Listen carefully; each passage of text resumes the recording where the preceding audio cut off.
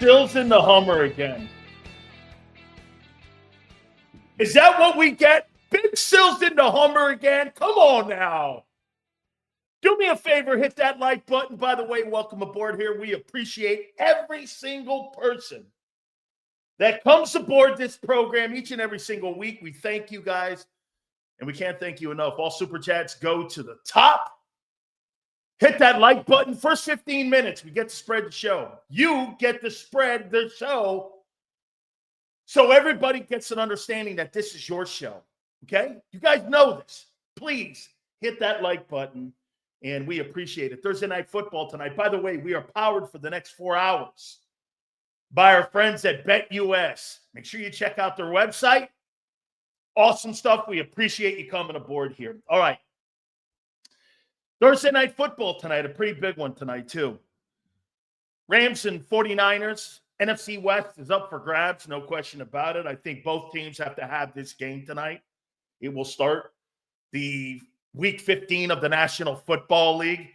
Hurts elite. By the way, I heard that bullshit presser by Tyrod Hurts.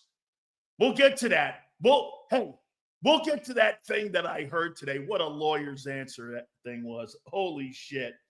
Unbelievable, man. UNC gets Bill Belichick. We'll talk about more of that here. Hey, so let's dive into this. Let me go here. Embrace. Hurts is elite. Here's an elite quarterback that you have that you're calling elite. You ready? Buckle up. Your pass offense is 31st. Your number one target, A.J. Brown, is 50th in targets. Smitty's 54th in targets. Elite. He's been sacked 35 times. By the way, Sal Palantonio on Pat's show last night had one of the greatest stats of all time. So let me get this right. Josh Allen has thrown the ball 400 times, and he's been sacked 13.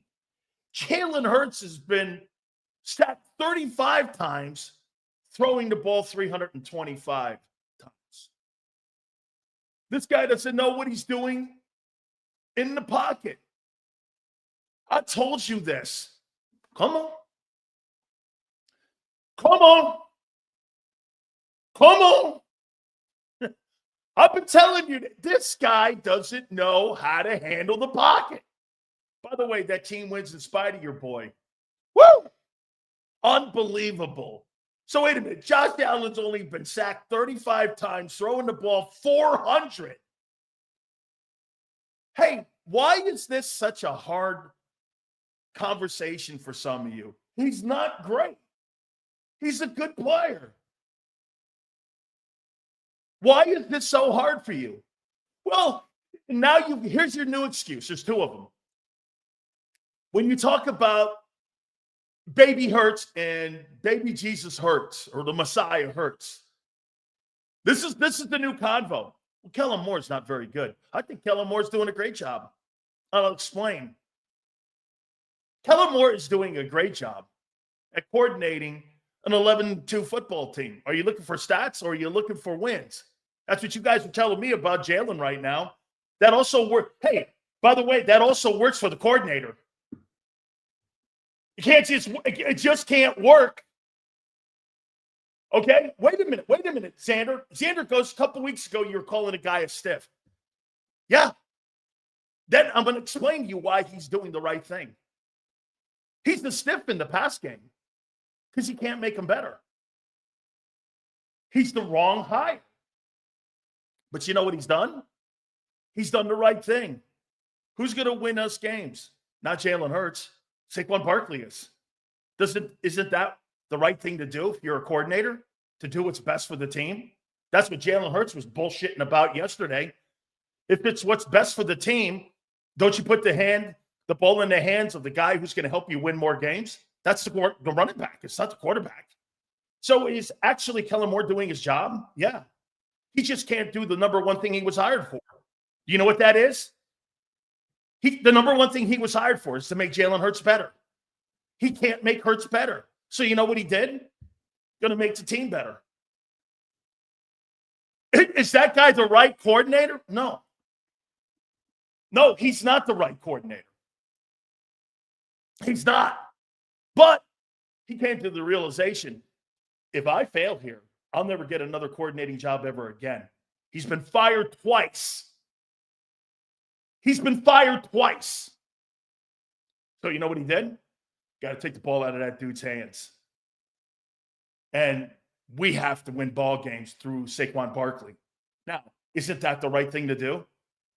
Hand the ball off to the guy who's going to carry the mail and take you across the finish line, maybe. Isn't that what you said? I mean, isn't that what we're doing here?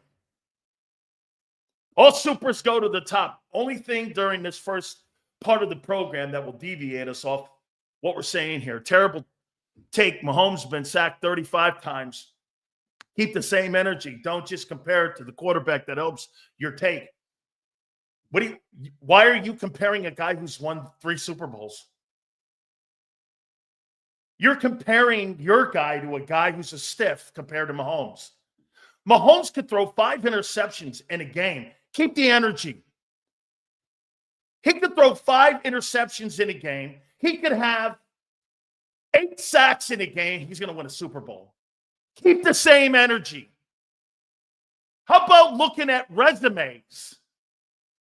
That's stiff. That just, by the way, thanks for the super. Stiff. Comparing Jalen Hurts as being sacked, that guy knows what he's doing in the pocket. He has no wide receivers. None. Nobody. He's got a tight end in him. You've got the top offense in football, and you can't do dick with it. How you doing? Comparing Jalen Hurts to Patrick Mahomes has to be the fucking stupidest take going. Dan, you'll get a kick out of this. This is from the article written by a Pittsburgh beat writer. Their success is fueled by their stellar play at quarterback. Jalen Hurts. What? What? Jalen Hurts, a good quarterback. Dude, how in the world do you call a guy who's good taking sacks the way he does? Can't get the ball spread around, and he's not good in the pocket. How in the world are you saying he's elite? Oh, get this. I don't give a shit if you're comparing sack numbers. You can't compare to Jalen Hurts to anything Patrick Mahomes does. You know why? He wins the games that matter. You can't compare him to anything that Mahomes does. 11-2, doing nothing. Okay, hey, it ain't him. Look at this. Nick's telling you that Jalen Hurts is essential in winning the football games. If you don't have Saquon Barkley on that team, you're 2023. And you're throwing the ball more and you're having high turnovers again. Hey, dude, I don't understand this. You're so blind. You are so blind. Get this. Here's another thing here, right? Look at Victor putting a little cap on it here. Hurts has thrown the ball 325 and been sacked 35 times. Mahomes has thrown the ball almost 500 times and sacked 35 times. You fucking figure out the math there. Dude, figure out the math. Figure out the math. Not hard. Hell, you have AJ and can't get the ball up the field. Starting to show signs of Nick Saban. Bama was right. Absolutely, he was right. Hey, I'll tell you this. The playoffs for Jalen Hurts, he better do something in them. I made a promise to you at the beginning of this year, and you guys all agreed, if you cannot make this offense the best offense in pro football with that talent, we were going to go knee deep into this guy's ass. And here we are. 11-2. You have a really good team. Now, let me put this out there to you about what I said about Kellen Moore. Kellen Moore's the wrong coordinator for Jalen Hurts, but he's the right coordinator for Saquon Barkley. He knew it after the bye. We're going to continue to go down this lane. We're going to have turnovers, and he's not going to win for us. Barkley changed the narrative, like I said. And with Saquon Barkley, you probably are going to be 11-2 or 12-2, whatever it is. You probably are, not because of Hurts. Saquon Barkley covers the inefficiencies of Jalen Hurts every fucking game. Every game he covers them. I mean, every game. Every single game. There's not one game I remember turn back and go, well, that guy won it. If the Eagles don't win in the playoffs, it will be the team's fault, not just Jalen's fault. Feels like to blame one guy most days, and that's Hurts, because it goes with the quarterback. Are you under the impression, Sean, that the number one figure and face of the franchise doesn't take the most criticism? You did it to McNabb. You have the greatest O-line. You have the greatest wide receiver in Eagle history. You have the greatest tandem of wide receivers in Eagle history. You might have one of the top 5 tight ends in football history, and you have the best O-line in Eagle history. Be a damn shame you don't win a Super Bowl.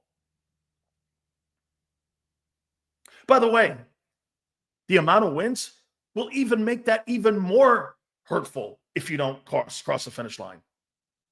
Greatest example, 16-0, Tom Brady. We know what that season meant to Tom Brady? Nothing. Don't always agree with you, but like your passion. Thank you, Mark. Please hit the like button. So let's get into the topics. And let's get into that that presser. I posted something on my X account. And personally, when I heard that, is Jalen Hurts calling Brandon Graham a liar? It's one or the other. Let me get the exact quote that I posted, because I want to be sure here and I want to be accurate here in what I posted here about Jalen Hurts here. So the Eagle quarterback says Brandon Graham spoke out of place. He knows that. And I said, this is a lawyer's answer. Was BG wrong for going public on the A.J. Brown and Hurts beef? Or was BG lying? Which is it? Sounds to me like Hurts is calling Brandon Graham a liar. Okay?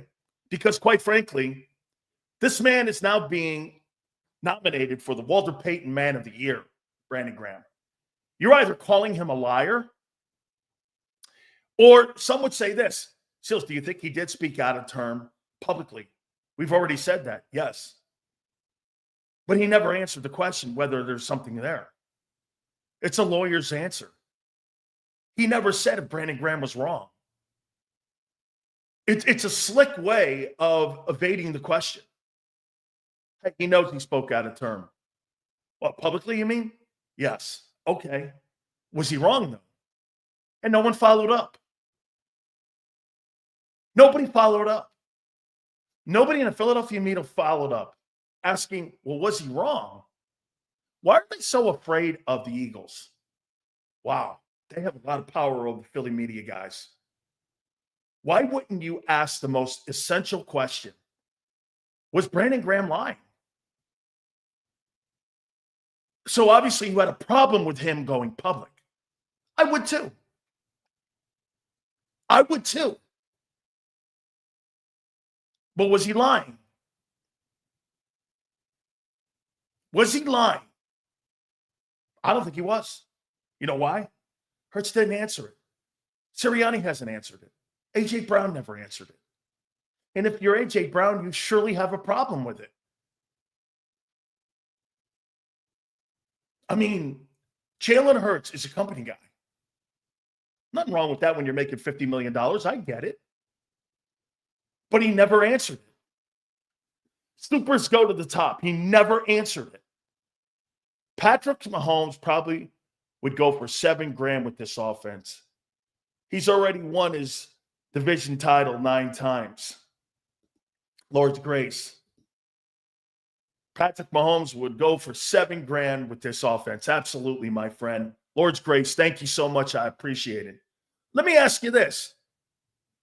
So is Jalen mad because Brandon Graham went public, or Brandon Graham told the truth and spoke out of line? Which is it? Was he lying? Is he calling him a liar? What is he doing? Nobody had the gumption to ask the most important follow-up question to that answer. Well, was Brandon Graham lying about you and AJ having a problem?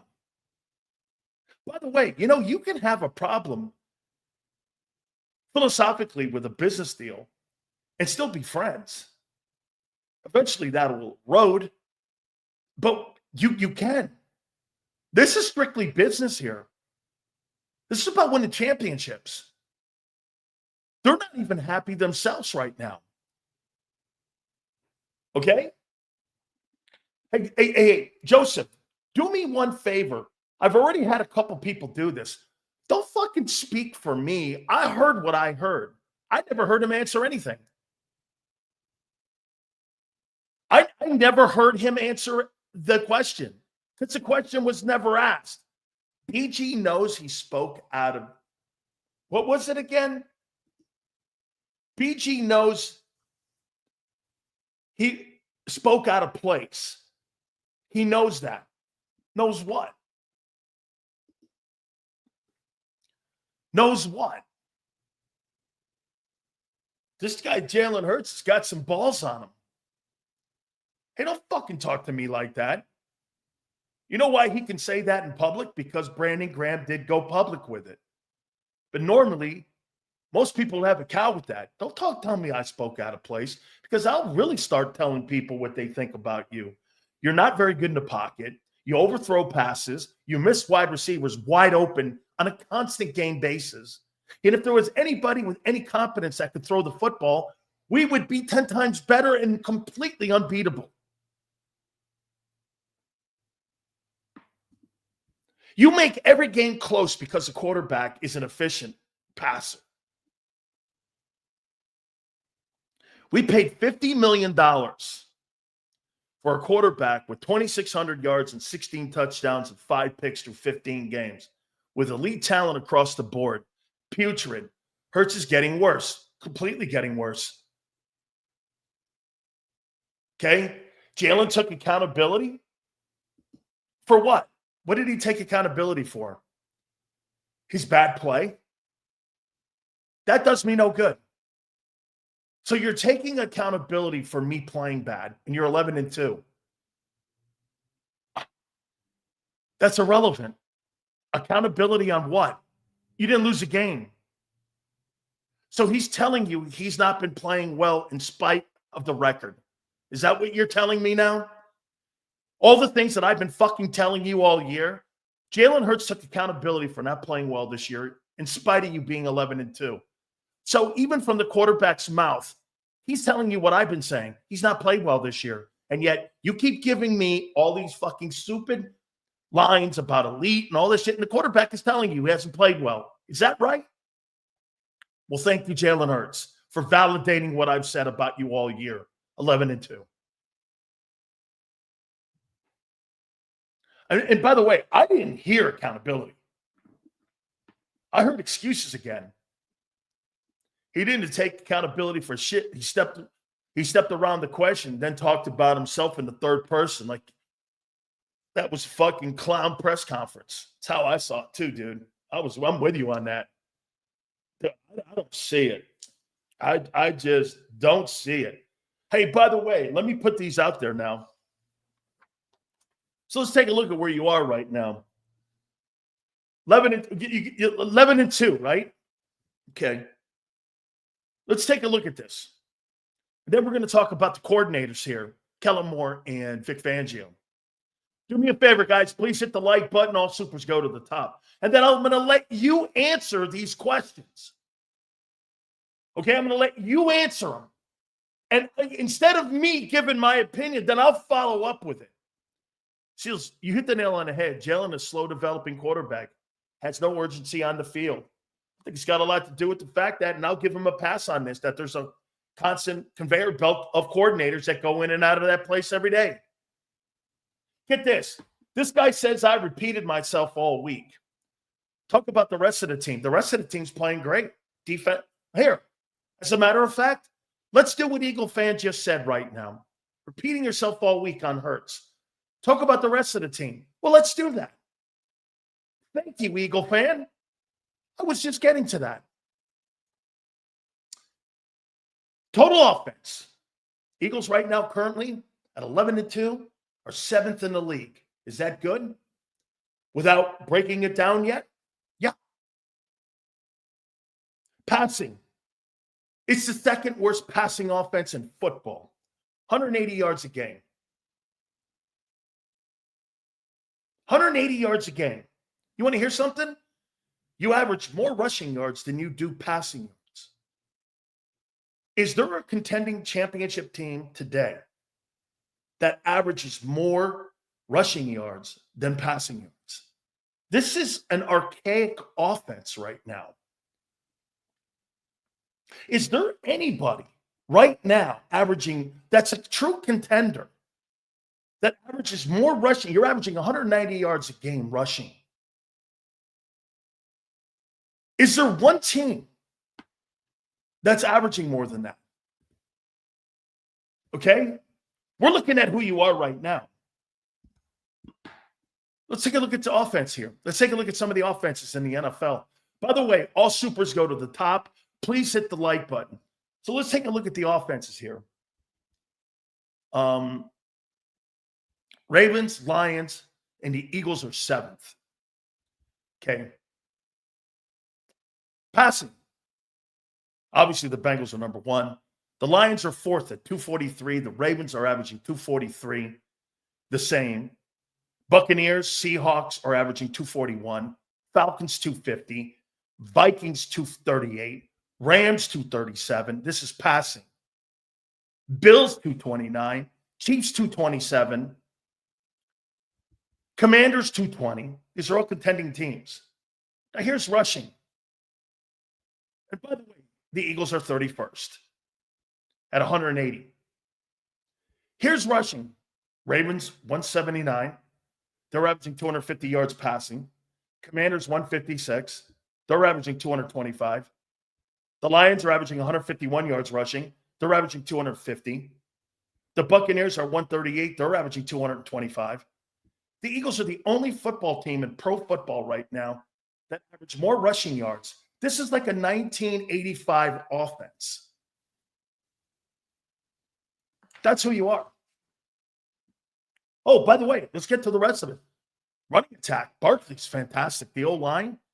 To go with what Eagle fan says, how about the rest of the team?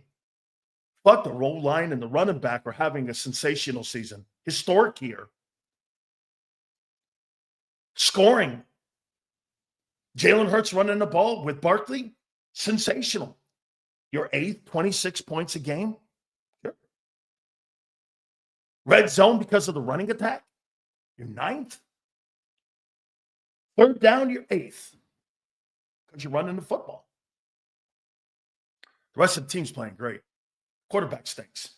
The only glaring number on here is the quarterback stinks. He just stinks. Look at this. If you take the passing out, total 7th. Rushing 1st. Scoring 8th. Red zone 9th. Third down 8th. Passing 31st. You tell me who's not. Hey, Eagle fan, what about the rest of the team? They're playing great. The rest of the team's playing great. In spite of your guy.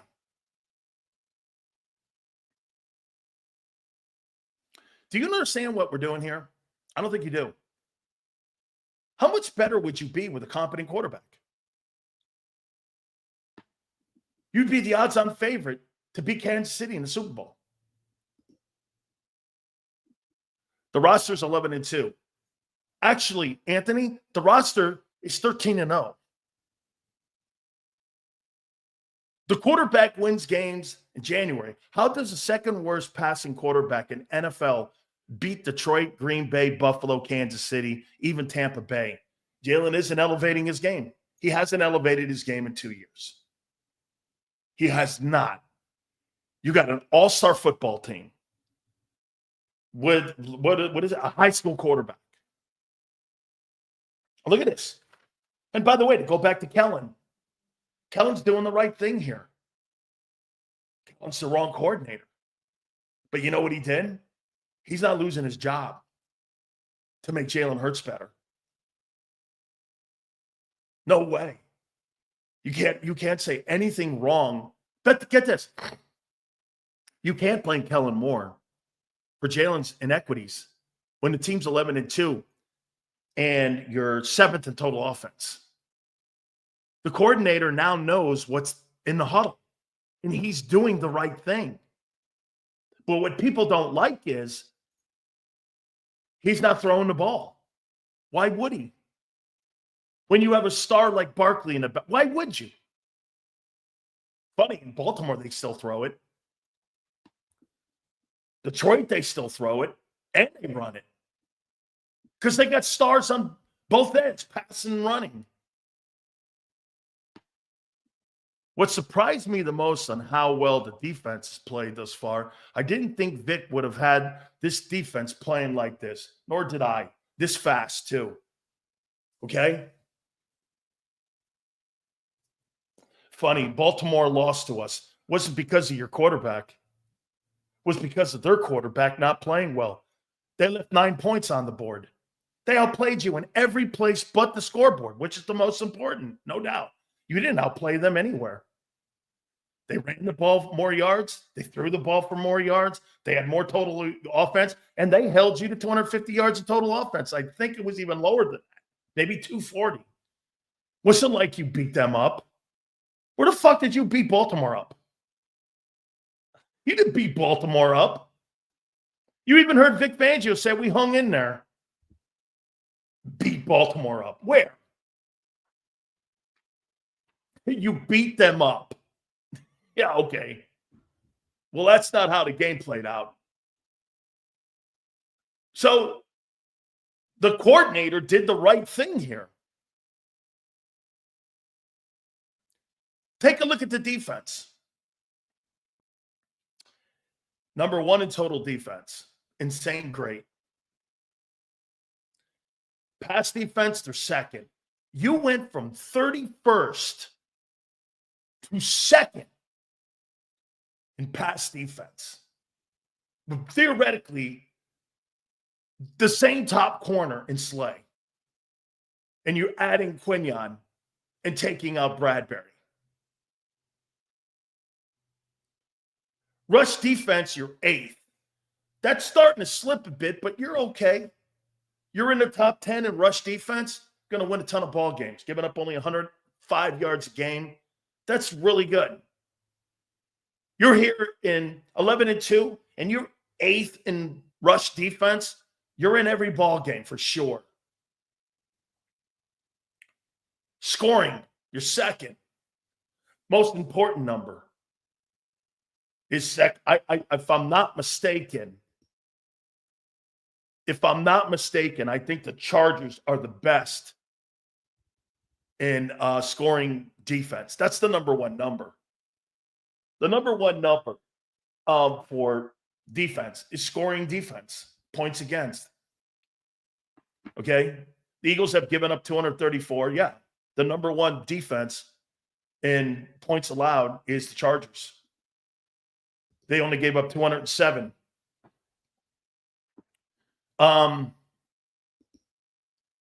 Hey, Sills, make a bet with the Eagle fans. If you win, Eagle fans will have to eat shit because you were right.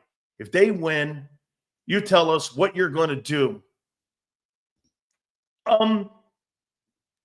Doug, you're a good football team. Richard? I said it after Washington. I eat my crow after Washington. You're good. If you happen to stumble against a team down the stretch here, that's not going to change my opinion on you. This is about the war and all the battles that you have. If you slip up and you lose a ball game, like get this, that Atlanta loss doesn't mean shit to me now. That Atlanta loss that Bucs loss doesn't mean anything to me now. Unless you play Tampa in the opening round of the playoffs, that's when it only will matter. Other than that, that game was so far removed from who you were, where you are now. You're not the same team. You're better. You're a better team right now. And by the way, every week has different matchups that are tougher for teams. Some teams, hey man, I don't know what it is. Washington has always given a tight game to the Eagles, no matter what it is. It's always been a tight ball game. Always. By the way, I couldn't believe this stat when I heard this. The Pittsburgh Steelers haven't won in Philadelphia since 1965. That's insane. I mean, we're talking like 58 years or some shit. You haven't won since 1965. No, 59 years, like, right?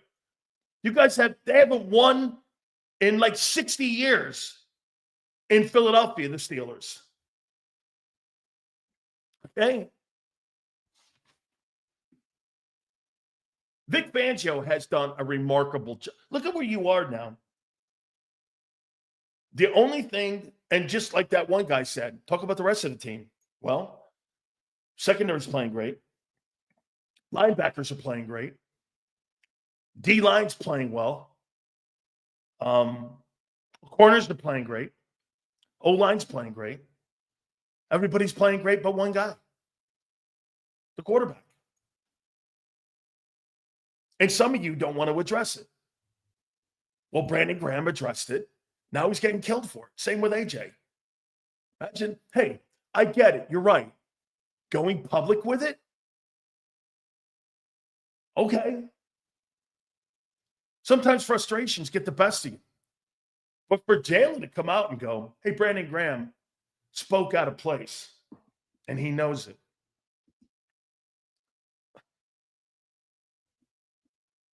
What's your take on Bill going to UNC, Big Sills? I think it's fabulous. I think who in the right mind wouldn't want to get a call if you're a kid from the greatest coach in the history of the National Football League? Hey, Dan, this is Bill Belichick. How you doing? Love for you to come and play at UNC. And then you know what the follow-up call is? Michael Jordan and Lawrence Taylor. I don't know. You might get me to go to Carolina and Chapel Hill. Supposedly, Michael Jordan and Lawrence Taylor were essential in this, in him going there, and UNC giving him a boatload of money. He's going to be the highest paid coach in college football, and he's going to be his own boss. And by the way, with his 21-year-old girlfriend, I don't think he's going to have a tough time recruiting. I mean, Bill's recruited that 21-year-old chick to be his girlfriend. I think he's going to be all right recruiting 21-year-old football players. All right, I mean, I saw that girl. I'm like, all right, how you doing, right? Hey, Sue, right? Belichick's recruiting 21-year-old chicks. I'm like, I don't know. Hey, Sills, you think he's going to have a tough time recruiting? No, I don't. Yeah. Okay? No, I don't. I do not think Bill Belichick. I think it's great for the ACC also. Conference needed. I'll tell you this. I'd rather have that guy than the guy Alabama has right now. At 72. I'll take Bill Belichick at UNC than that guy, Ken Defeated, that they have in Tuscaloosa right now as the head coach. First year, Ken Defeated. Make sure Alabama's not in the 12-team tournament? Really? Okay. I bet that's going well, Xander, with Alabama fans with Ken Defeated. That's his new name. The head football coach of Alabama's Ken Defeated. Do you think no NFL team wanted him? No NFL team wanted to give the control up. That's why he went to college, where he had complete control. Okay? He has complete control. The only thing you have to answer to are boosters. You don't have to answer to Howie and Jeffrey and all that other bullshit. You make your own hires. You make your own calls. Okay? And by the way, Lawrence Taylor and Michael Jordan. Hey, this is Michael Jordan. We'd love to have you come here to UNC. And by the way, you know how tied in I am with the Nike brand? It's like basically going to Oregon. Michael Jordan is his own brand. He's true blue Carolina. Hey, this is Lawrence Taylor. Hey, this is Michael Jordan. I don't know. You might get a kid's response, especially the parents. LT called you? LT called you? I mean, right? Where was Michael Jordan the last 30 years of shitty UNC football? Michael Jordan and shitty UNC, that's not a football program. It is now. They made a bigger investment. They invested more in UNC football by hiring Belichick. It'd be nice if Temple ever thought about doing something like that if Doug Peterson gets fired. Isn't it funny? I brought that up to you. Everyone, Xander, everyone kind of laughed at me and said, Doug Peterson to Temple? Bill Belichick to UNC? If you want to make a splash and you want to be somebody, hire somebody. Instead, they turn around and hire some fucking nobody who's going to do the same shit at Temple. And the program's going to be dissolved in 5 years because it's going nowhere. Why even play football? I mean, why does Temple even play football? What's the point? A couple fans that show up, 15, 20 fans that show up every weekend. I don't know what the point is. It's a gigantic tax on the athletic department. Why would Temple continue the program? Put your money like Gonzaga does into the basketball program. You got a heck of a basketball program, track program. Do that. The fuck are you spending money on football for? You've been a train wreck for 50 years. I don't even know the guy they hired. I never heard of him. Going nowhere. Be in the same spot in 3 years. Hiring another guy. It's a stupid program, Temple.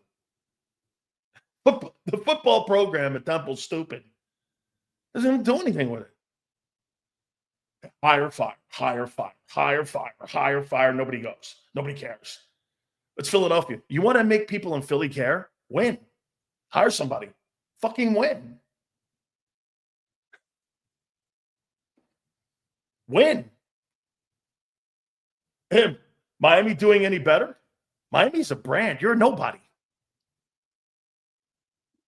Miami has some of the highest rated college football games every year. ESPN knows it's why they put them on prime time. Your program's fucking toilet. It's a toilet program. I'm done with that. I mean, I'm losing viewers talking about Temple. I sat and threw about this for a few days now. I kind of agree with AJ. It's hard to get into a rhythm in passing when you run so much. But once again, a lot of the route trees are long developing.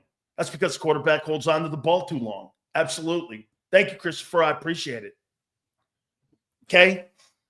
I mean, yes. He's sitting there holding the ball. By the way, how about the side that Sal Palantonio last night put on the show last night with Pat? Josh Allen's thrown the ball 400 times already this year. He's going to throw for 35 touchdowns this season of $4,000. And he's going to carry the weight of that program on his back. And he's only been sacked 13 times. How's that possible? When he's got like an okay old line, you got the best. And your guy's been sacked at 3 sacks a clip. And he's been sacked, thrown the ball 300 times and 35 times. You know, Jalen Hurts is probably going to get sacked 50 times this year. Feinbaum says Bill won't work at UNC. Yeah, because he's an SEC honk. You know why he's doing that? He's a public recruiter for the Southeastern Conference because ESPN now has the broadcasting rights for the Southeastern Conference. They don't want the ACC to do well. They want the Southeastern Conference. That's why they do that stupid fucking shit with the NBA. You want to hear something crazy? The NBA has lost ratings 48% since 2012, and ESPN tells you it's doing well. Well, when you tell people how to vote, all the BLM bullshit and all the politics, that's why no one watches. You lost half your audience.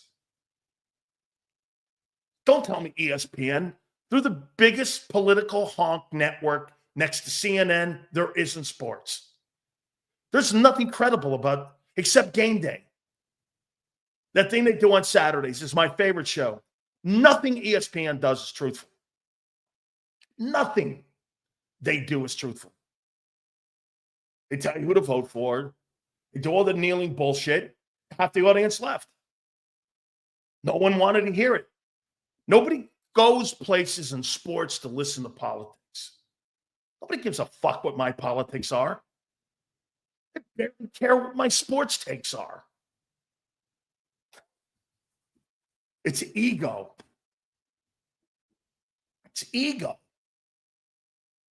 I mean, Dan, you better be strapped when you go outside because I'm everywhere. You better put your family name on your will, dude. I come with the tools and sticks and spark loud. I have 3 bodies. No, what is this? No one knows about. Sound like a big hero, guy. Any day, anytime. Name the beach.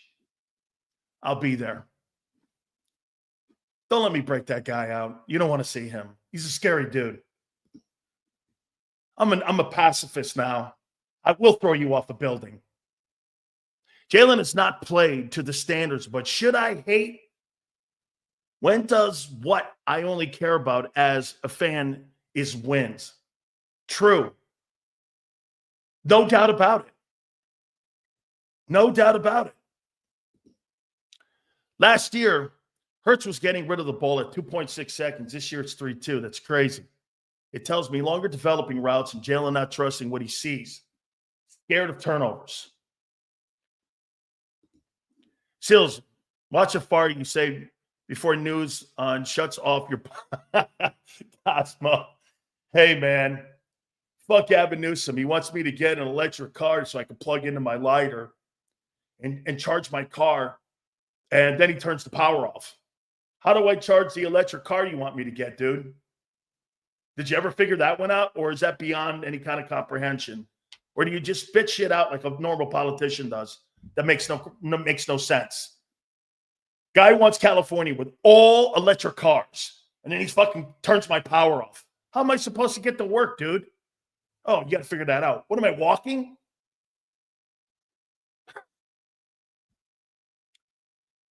Think it out, guy. We will get to see what the passing game is about this week. Pittsburgh will sell out to stop the run, and Jalen will have to beat them with his arm.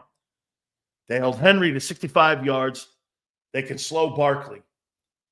I think it's going to be a really interesting ball game. I really do.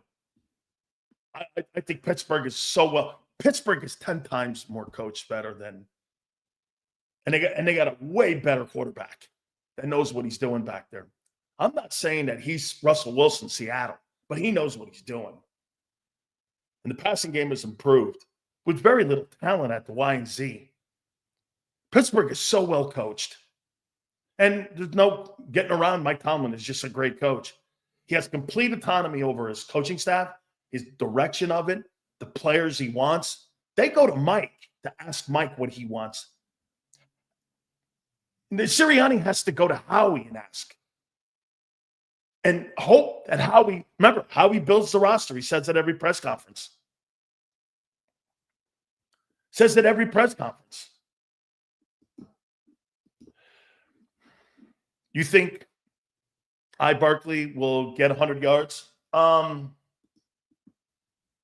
It just looks so effortless right now for him.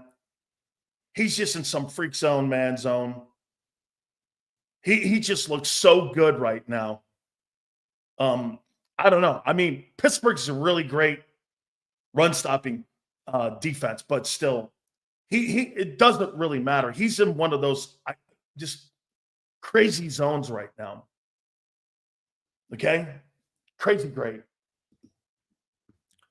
Oh, I know. I watch every game.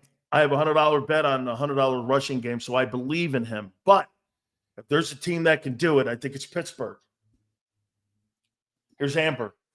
34-17 Steelers, and the Eagles score 1 in garbage time. Okay?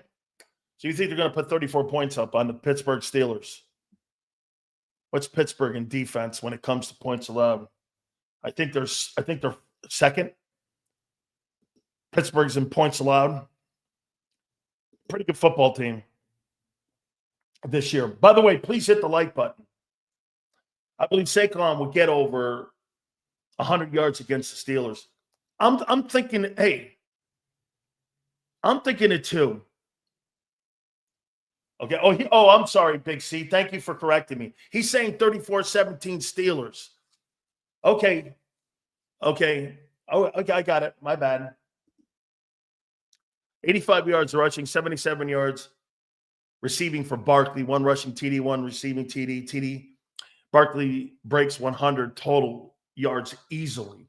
Okay. He's having a great year. By the way, I would make this comment to you. Has there been a better player in the NFL this season?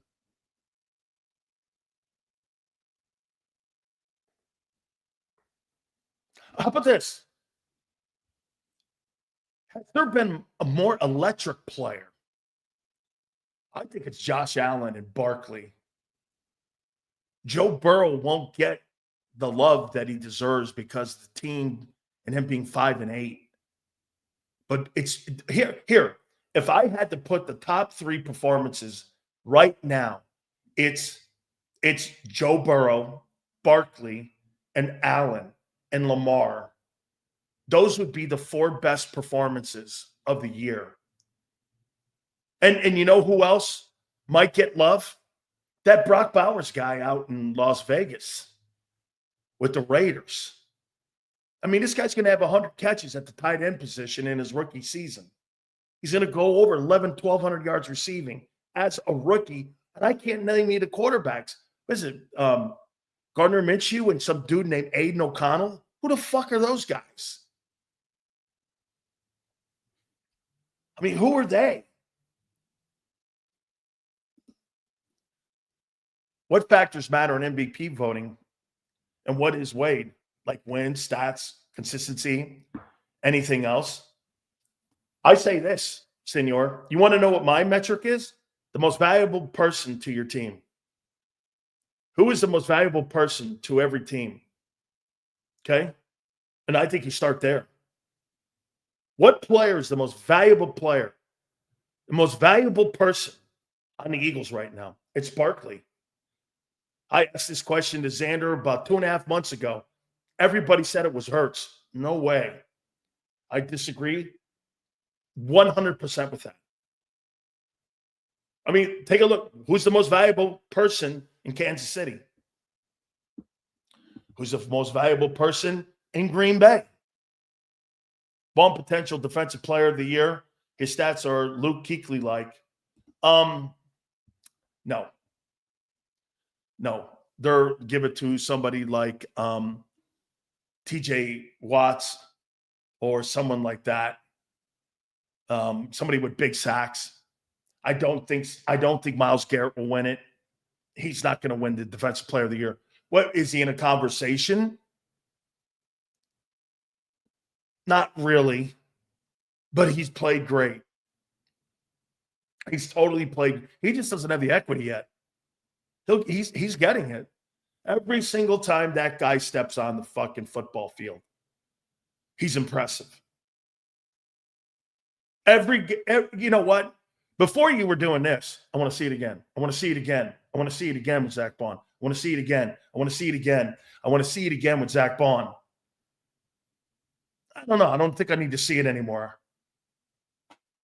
Stills, who's your defensive player of the year?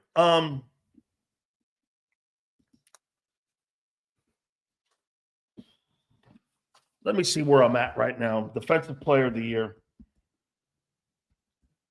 By the way, guys, please do me a favor. Hit the like button. I have to do this every week for my NFL honors. And I think I'm looking at, and I think I'm kind of, I got TJ Watt 1. I got Patrick Surtain third right now.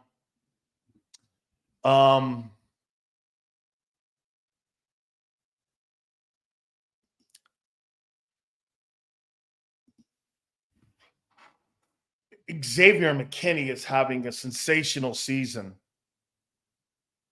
Myles Garrett's probably in my top 5. Will Anderson starting to play great again.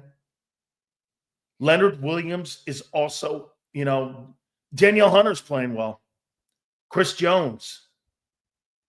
But right now, if I were to pick 5, I'd pick TJ Watt, Patrick Surtain, Xavier McKinney,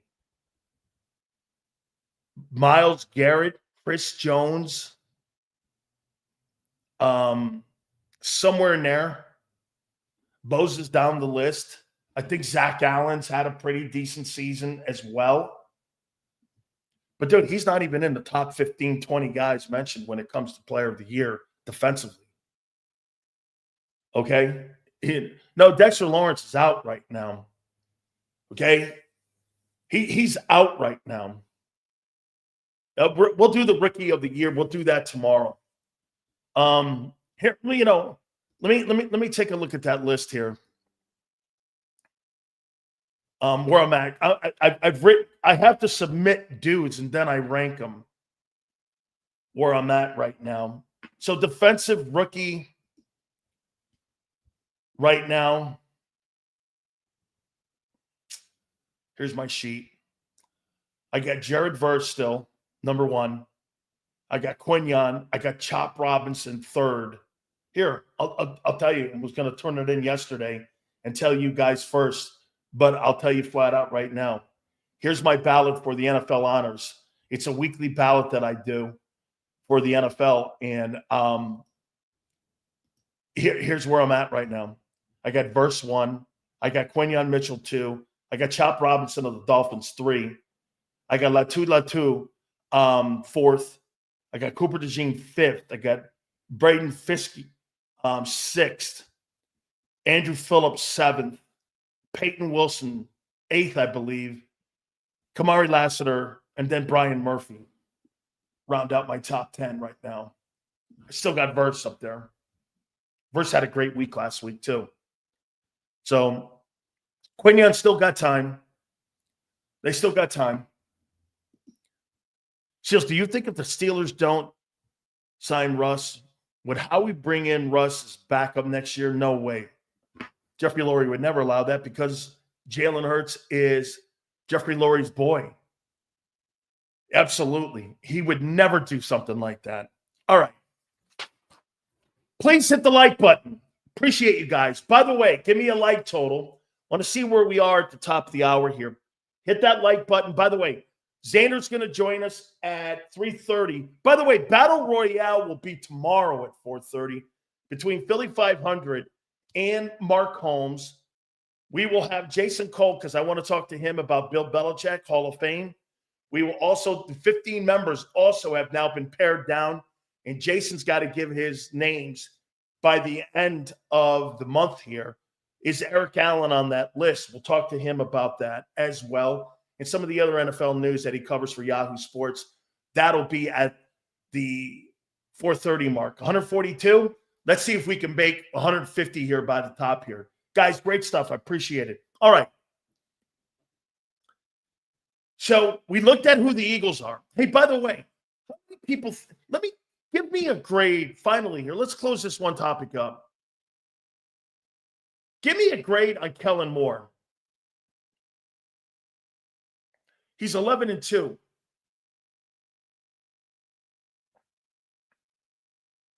Give me a grade on Kellen Moore. C-.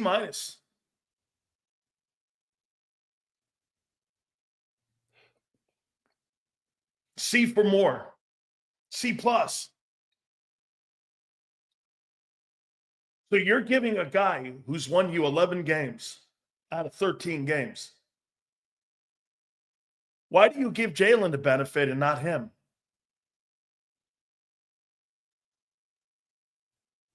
Why do some of you give Jalen the benefit? He gets a C. What's Jalen's grade? We got a number one defense. Why the fuck is Kellen getting credit? Because Kellen's handing the ball to the guy who can win games. It's not about getting stats, you told me. It's about winning games, isn't it? You guys give me the metric all the time about Jalen's a winner. Isn't Kellen? Kellen's a winner. Or isn't he? Oh, I see. It only works for Hurts when you want to bring the winning stat up. Interesting. The guy is responsible for an offense. It's 11-2. 7th in total defense, total offense. 4th in points. Because he didn't make the quarterback better, he gets a C. Interesting. So the quarterback, once again, is failing because of the coordinator. How many of these fuckers are you going to hire? Well, you realize it's him. Which is it, guys? Is it the quarterback or is it the coordinator? Or is it both? One guy's winning. The coordinator is in charge of an 11-2 football team. What if Kellen Moore gets home field advantage and the Eagles end up with the 32nd ranked passing offense? That's not an indictment on Moore. That's an indictment on the quarterback. The coordinator took the game out of his hands. He wants to win games. By the way, once again, I want to make it clear. I said since day one he's the wrong hire. You fought me on it. Some of you were saying they'll tailor an offense to him. And I'm like, no, they're not. Oh, wait, they have. They took the ball out of his hands. That's tailoring the offense to him. This is so classic. Why the fuck should Kellen Moore get the credit? We have the number one defense. Well, you are 11-2. And you keep bringing it up, all Jalen does is 44-19, like Nick did the other day. Doesn't Moore get credit for 11-2? Or no?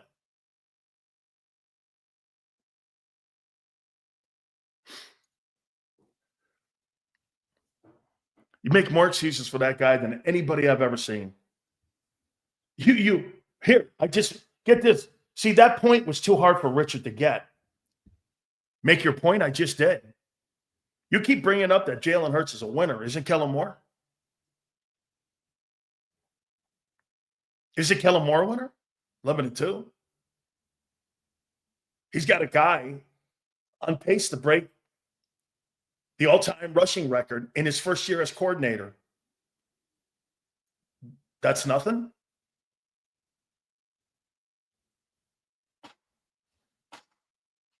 Hey, Jalen's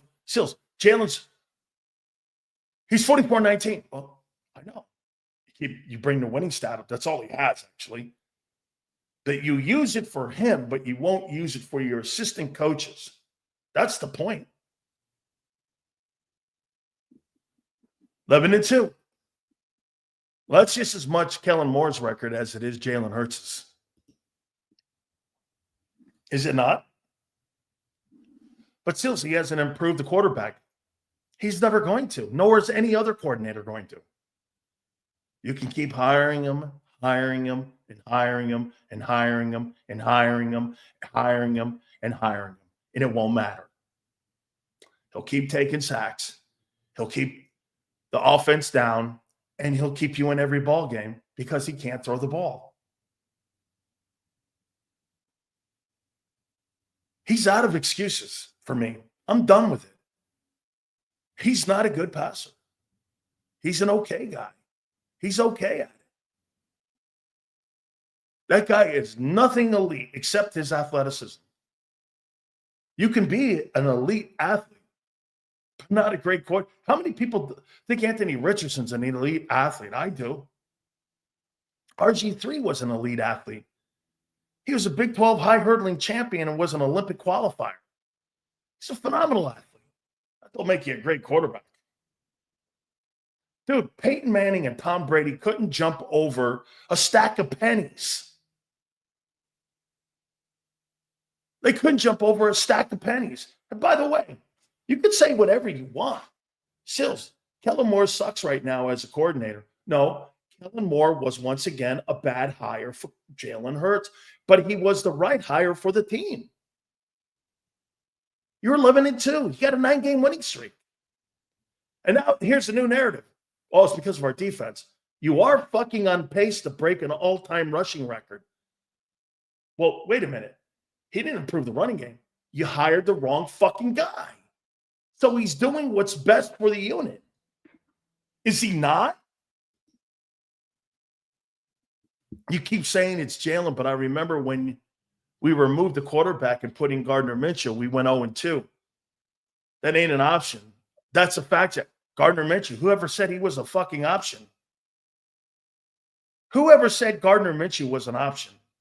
And by the way, he didn't have Saquon Barkley. Nor did that guy. They got a pretty good defense. That was good defense that year. Whoever said Gardner Minshew, a journeyman, is the answer?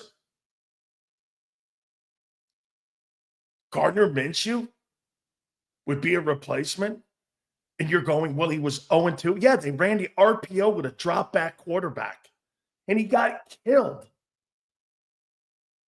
They were running RPOs against New Orleans when Hurts was out with Gardner Minshew.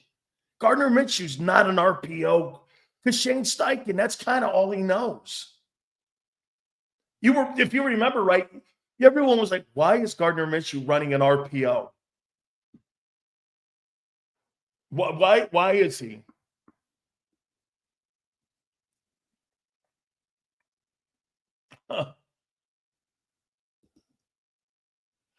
My wife calls me during the Big Sales show. I told her to stop calling me during the show in a loud voice. I lost my hearing from her yelling.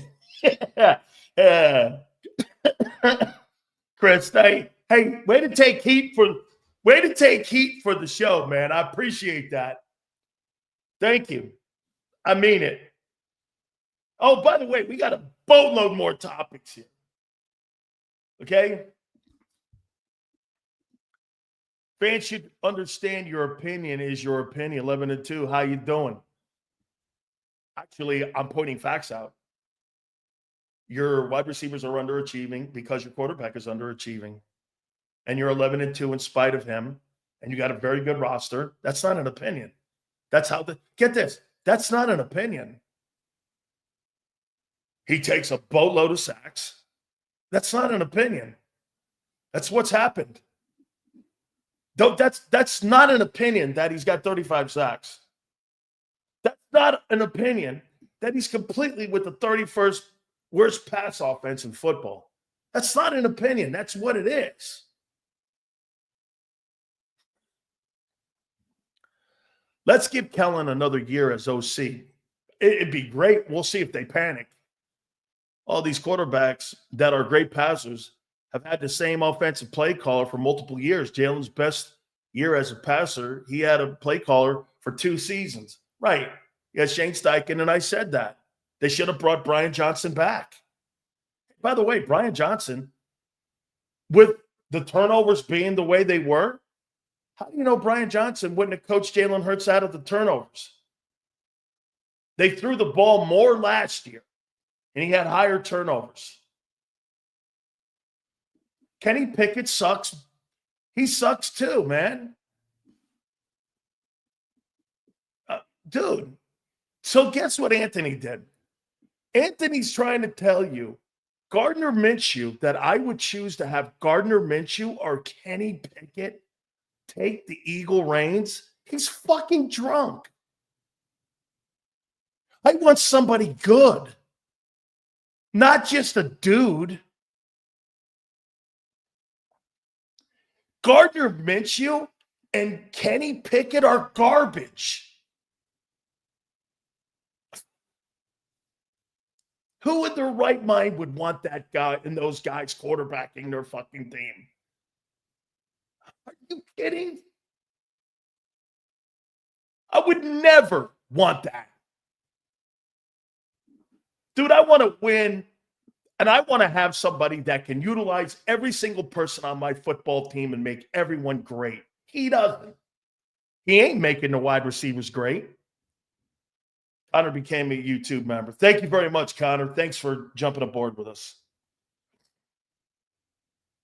Okay? Yo, Stills, you can't find your girlfriend Josh Allen just anywhere. Are you saying we draft a guy to get Russell Wilson type dude? Yeah, Josh Allen guys don't grow on trees. That's for damn sure. Sills, it's a crapshoot drafting quarterbacks. You know that. Absolutely. Anthony, to your point, you could draft a guy like Brandon Weeden in the first round or a Josh Rosen, and there's Tom Brady sitting in the sixth round, or Joe Montana in the third, or Jalen Hurts in the second, or Lamar Jackson, the 32nd pick. You're right. There's no science on it. Hardest thing to do today in the NFL is to develop offensive line and a quarterback. There's no doubt about it. There is no doubt. But you got to remember something about Hurts. He wasn't drafted to be a starter in Philly. He was a safety belt. He was a seat belt for Carson Wentz.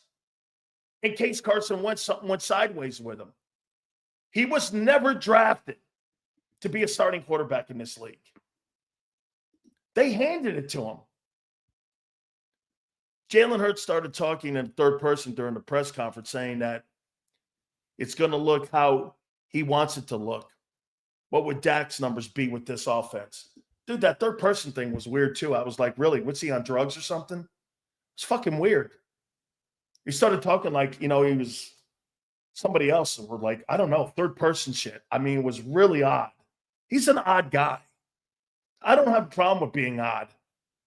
Okay? I don't have a problem with odd dudes, eccentric guys. I don't. But make it make sense. And by the way, did Jalen Hurts go out of line by calling Brandon Graham out publicly, or should he not have? Why did he throw fuel back on the fire? Good leaders would have just let that lie and went to him face to face instead of saying that to the media, don't you think? Didn't Jalen Hurts do exactly what Brandon Graham did? Hey, Brandon Graham knows he's wrong, speaking out of school like that. Why didn't you just go tell him that? He goes, well, and then he was asked a question. He goes, I did. Well, you didn't need to say that to anybody in the media. That's your insecurity talking. The media doesn't have to know everything. Remember, feed them shit. Feed them shit.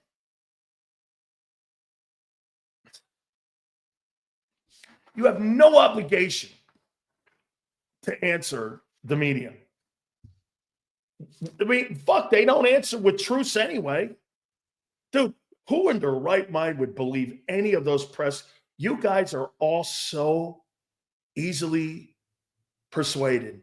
Who in their right mind would believe those Bob Lang controlled press conferences with AJ and Hurts and the coach after the fact? Who would ever believe that? You know who would believe that? Wrestling fans. Who in their right mind would believe anything wasn't scripted? Hey, by the way, Bob Lang was standing so close to A.J. Brown, A.J. probably couldn't tell whether they were his feet or Bob's feet. I mean, he was standing so close to him. I couldn't believe it. I mean, this guy, Bob Lang, is a hired gun. I know, here my problem with him is, I know this dude from San Francisco. Me and him had battles in San Francisco. You know what my only caveat was? Ed DeBartolo loved me, and so did Carmen Policy. He hated the fact they went to me and told me, and so did Al Davis. I know who this guy is.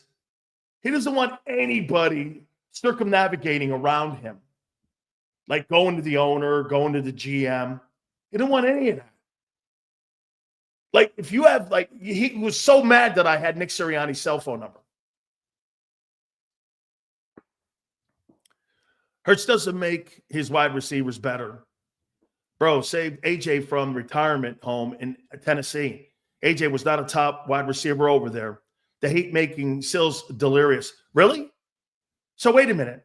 Last year, everybody on the offense got better except the quarterback, where he was third in turnovers. And what did it get you with the 1,500 yards? Nothing. He was in Atlantic City at a titty bar. And now this year, he doesn't have any. He's 50th in targets per games played. And by the way, last year, he was the third most targeted wideout. Now he's 50th. Well, that's because that Barkley's running the ball. Excuse. They do it in Baltimore and Detroit at the same clip. And Henry's going to get 1,900 yards this year. Bullshit excuse. Bullshit excuse.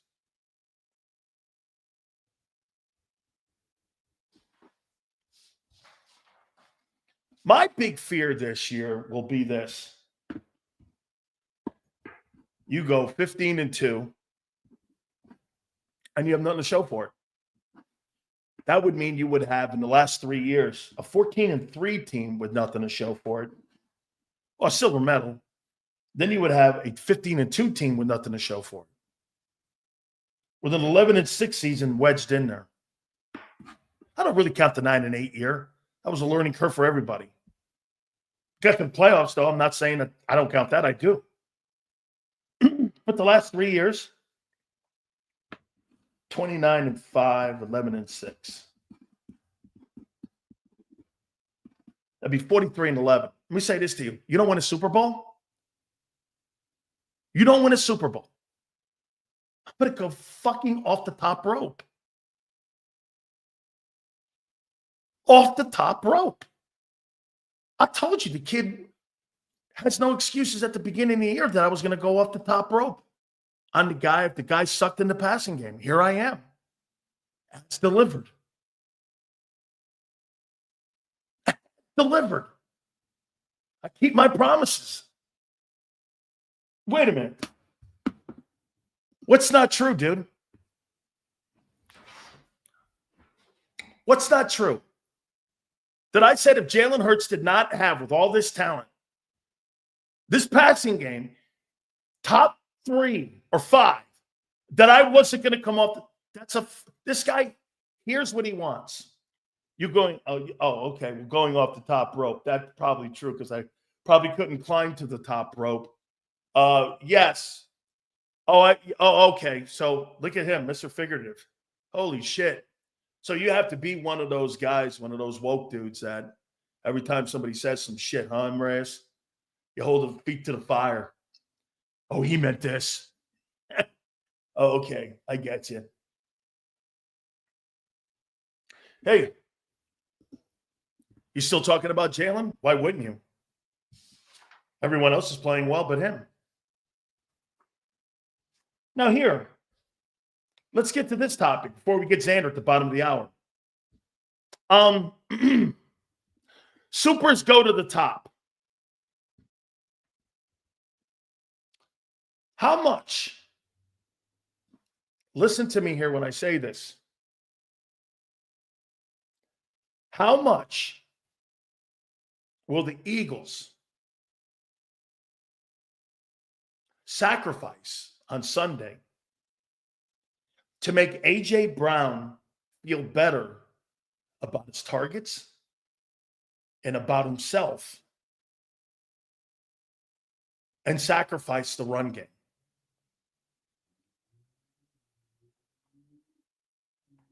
How much will the Eagles make an effort in the passing game on Sunday and sacrifice potentially a win by not doing the right thing? How much?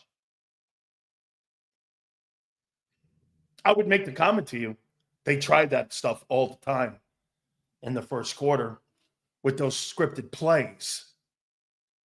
That failed. That failed.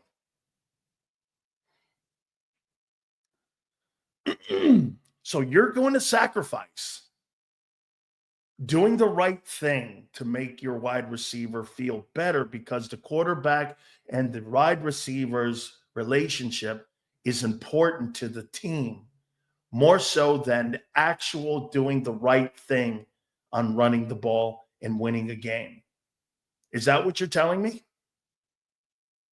Personally, I wouldn't give a fuck about what A.J. Brown's targets are Sunday. I'm going to do what's in the best interest of my football team.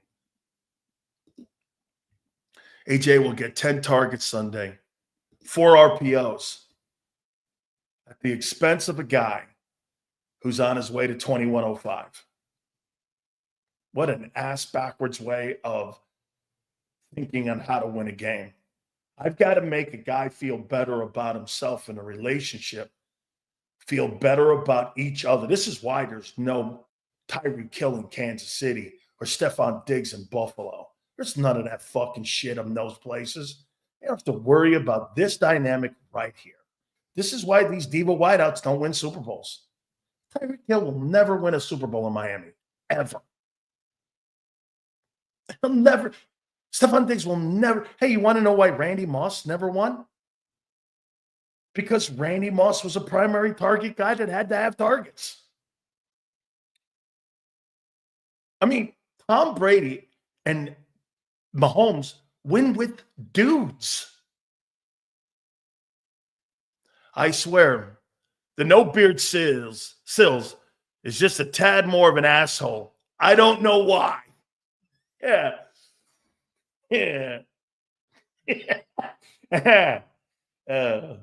He's just more of an asshole. Yeah. Okay. So you're gonna sacrifice carries to make AJ feel better and Hurts feel better about their love fest and their love relationship. Those two guys need a room. Holy cow. This is really sweet. Hey, we're gonna start the game off. Hey, how many people believe, yes or no, that the first play of the game on Sunday against the Steelers is a pass to AJ? I believe that.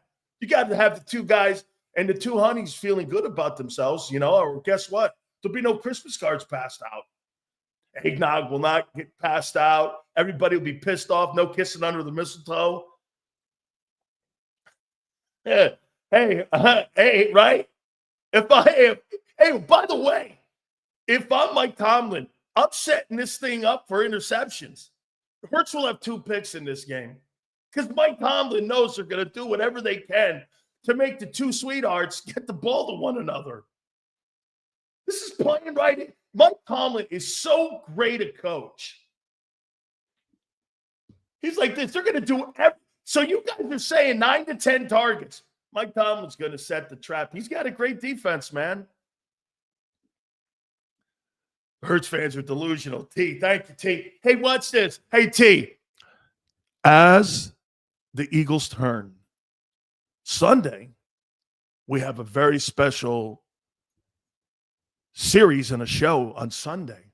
Will Jalen Hurts and A.J. Brown rekindle the love that they have for one another?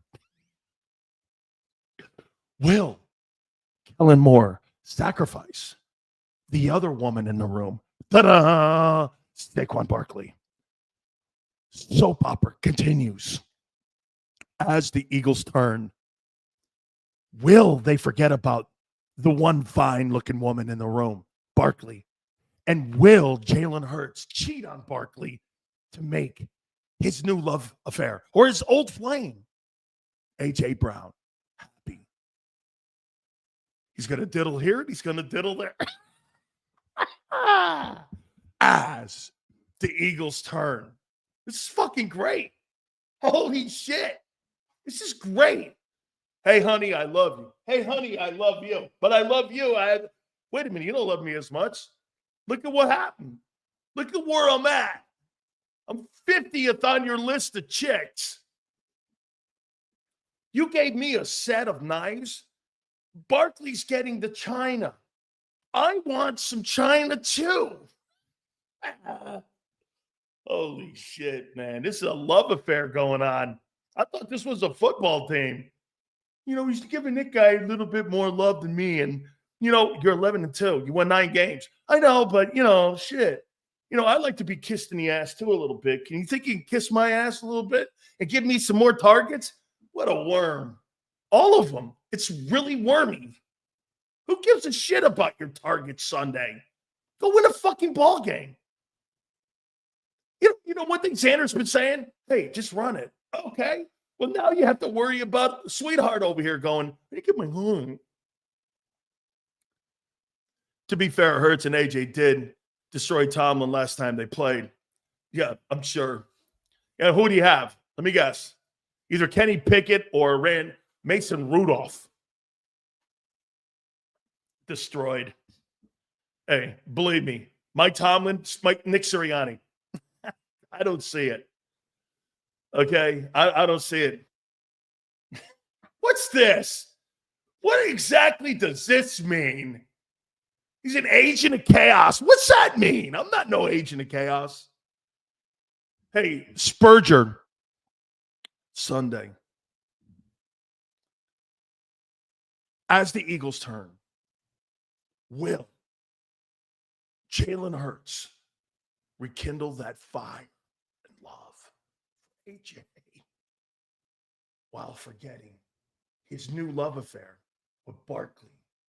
How does Jalen Hurts battle his new love quest? Do I kiss and make up with AJ? Do I sacrifice the girl who I really want right now? Because if that girl gives me a Super Bowl ring, who gives me the better chance at a Super Bowl ring in my legacy? Barkley. I got to keep that sweetheart really happy. AJ's not going to win me a Super Bowl. That girl is. Hoochie Mama Saquon. You imagine that you got to worry about getting a football to a guy that you don't even want to do that shit to, and you try doing it all year long with your first 25 plays, and you fucking shit the bed with 2 field goals all year long. You're a sorry-ass first-quarter team. You know why that is? Trying to get the ball to AJ. Now you got to force the ball to AJ? Here comes Mike Tomlin. I have a suspicious feeling that this is going to be totally an A.J. Brown. What's this? A.J. Brown might get 14 catches and 140 yards and you lose. And that might be all right with him. Okay? As the Eagles turn. Holy shit. Hey, I got to make sure my girl, I got to get him on targets. You're 11-2, and you're bitching like women. Excuse me, Sue. I didn't mean you. I'll take that back. I know women tougher. I know women rugby players tougher than that. I'll take that back.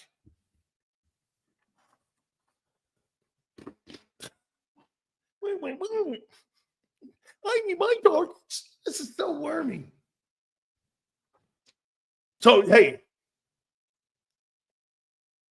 you do believe they sacrificed some carries early on to get AJ. How are they going to say it? In rhythm.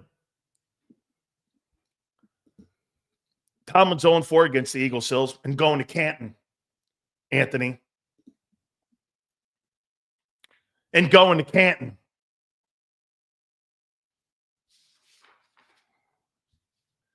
And going to Canton.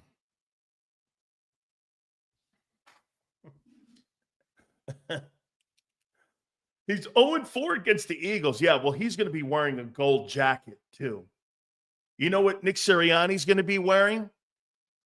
He's going to be wearing a jacket at the local Ford dealership selling F-150s. This is a really brand new model here. This is really a great model here. He's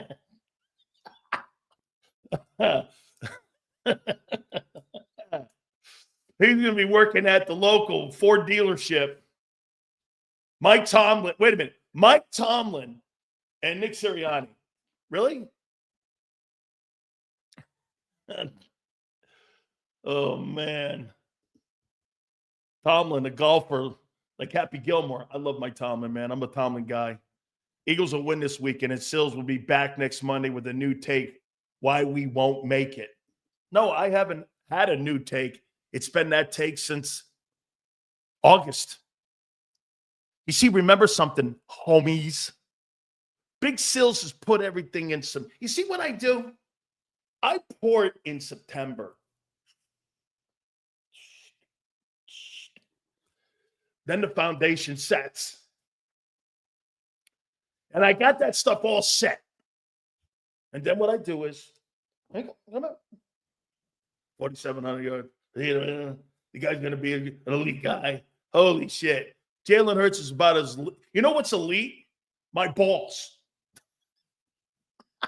Okay? Not that guy's passing game. Hey, holy shit. Wait, let me go. Let me go here. Oh, I mean, buddy's playing well. And now do this. Can you, this reminds me of Xander and me sometimes in a pregame. When Xander goes like this, are you fucking crying again? Okay? Are you crying again? Are you serious? Hey, Friday's almost here, Xander. I sound like AJ. Can I get my targets in? Xander! As the Eagles turn. So BG either called, Xander, or not Xander. Hurts either called BG a liar or he never answered the question. All right. We'll get to all of your super chats. I promise you, Lord's Grace. I promise you, Miggy. We will get to all of them. Don't forget, Jason Cole, Bill Belichick to UNC. That's kind of crazy in a way, but pretty cool. Like I said, how would you like to get a call from Michael Jordan and Lawrence Taylor? Hey, we'd love you to come to North Carolina. How you doing? And, hey, I'd rather have Bill Belichick, like I said, instead of that guy Ken defeated at Alabama that Xander's got now running his football program. Ken defeated. Ken DeBoer? Ken defeated. All right. Without further ado, the captain of chaos. Is that what that guy said? Man, I'm a simple human, man. I just have simple takes here. Hit the like button. Without further ado, the co-host of Birds 365, our friend, Big Z. Xander Cross. What up, Big Sills? What's going on, JAKIB Nation? How you doing, Big Sills? Hanging in there, man. Hey, I'm with you, my friend. Over the last 48. What's that?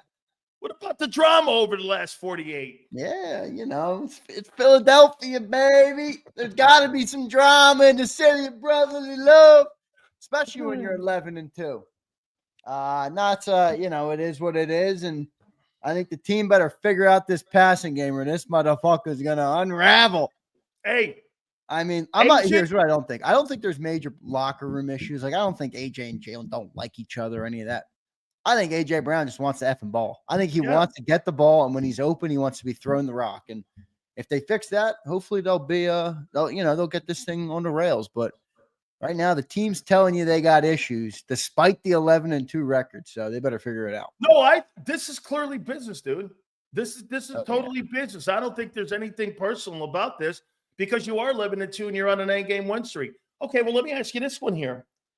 How much do you think they sacrifice at the beginning of the football game against Pittsburgh to make AJ feel good about himself and make sure everybody's all on the same page and everybody's all good? And, I don't want to hurt my girlfriend that's going to really be more of a factor in my legacy in Barkley who can give me a ring.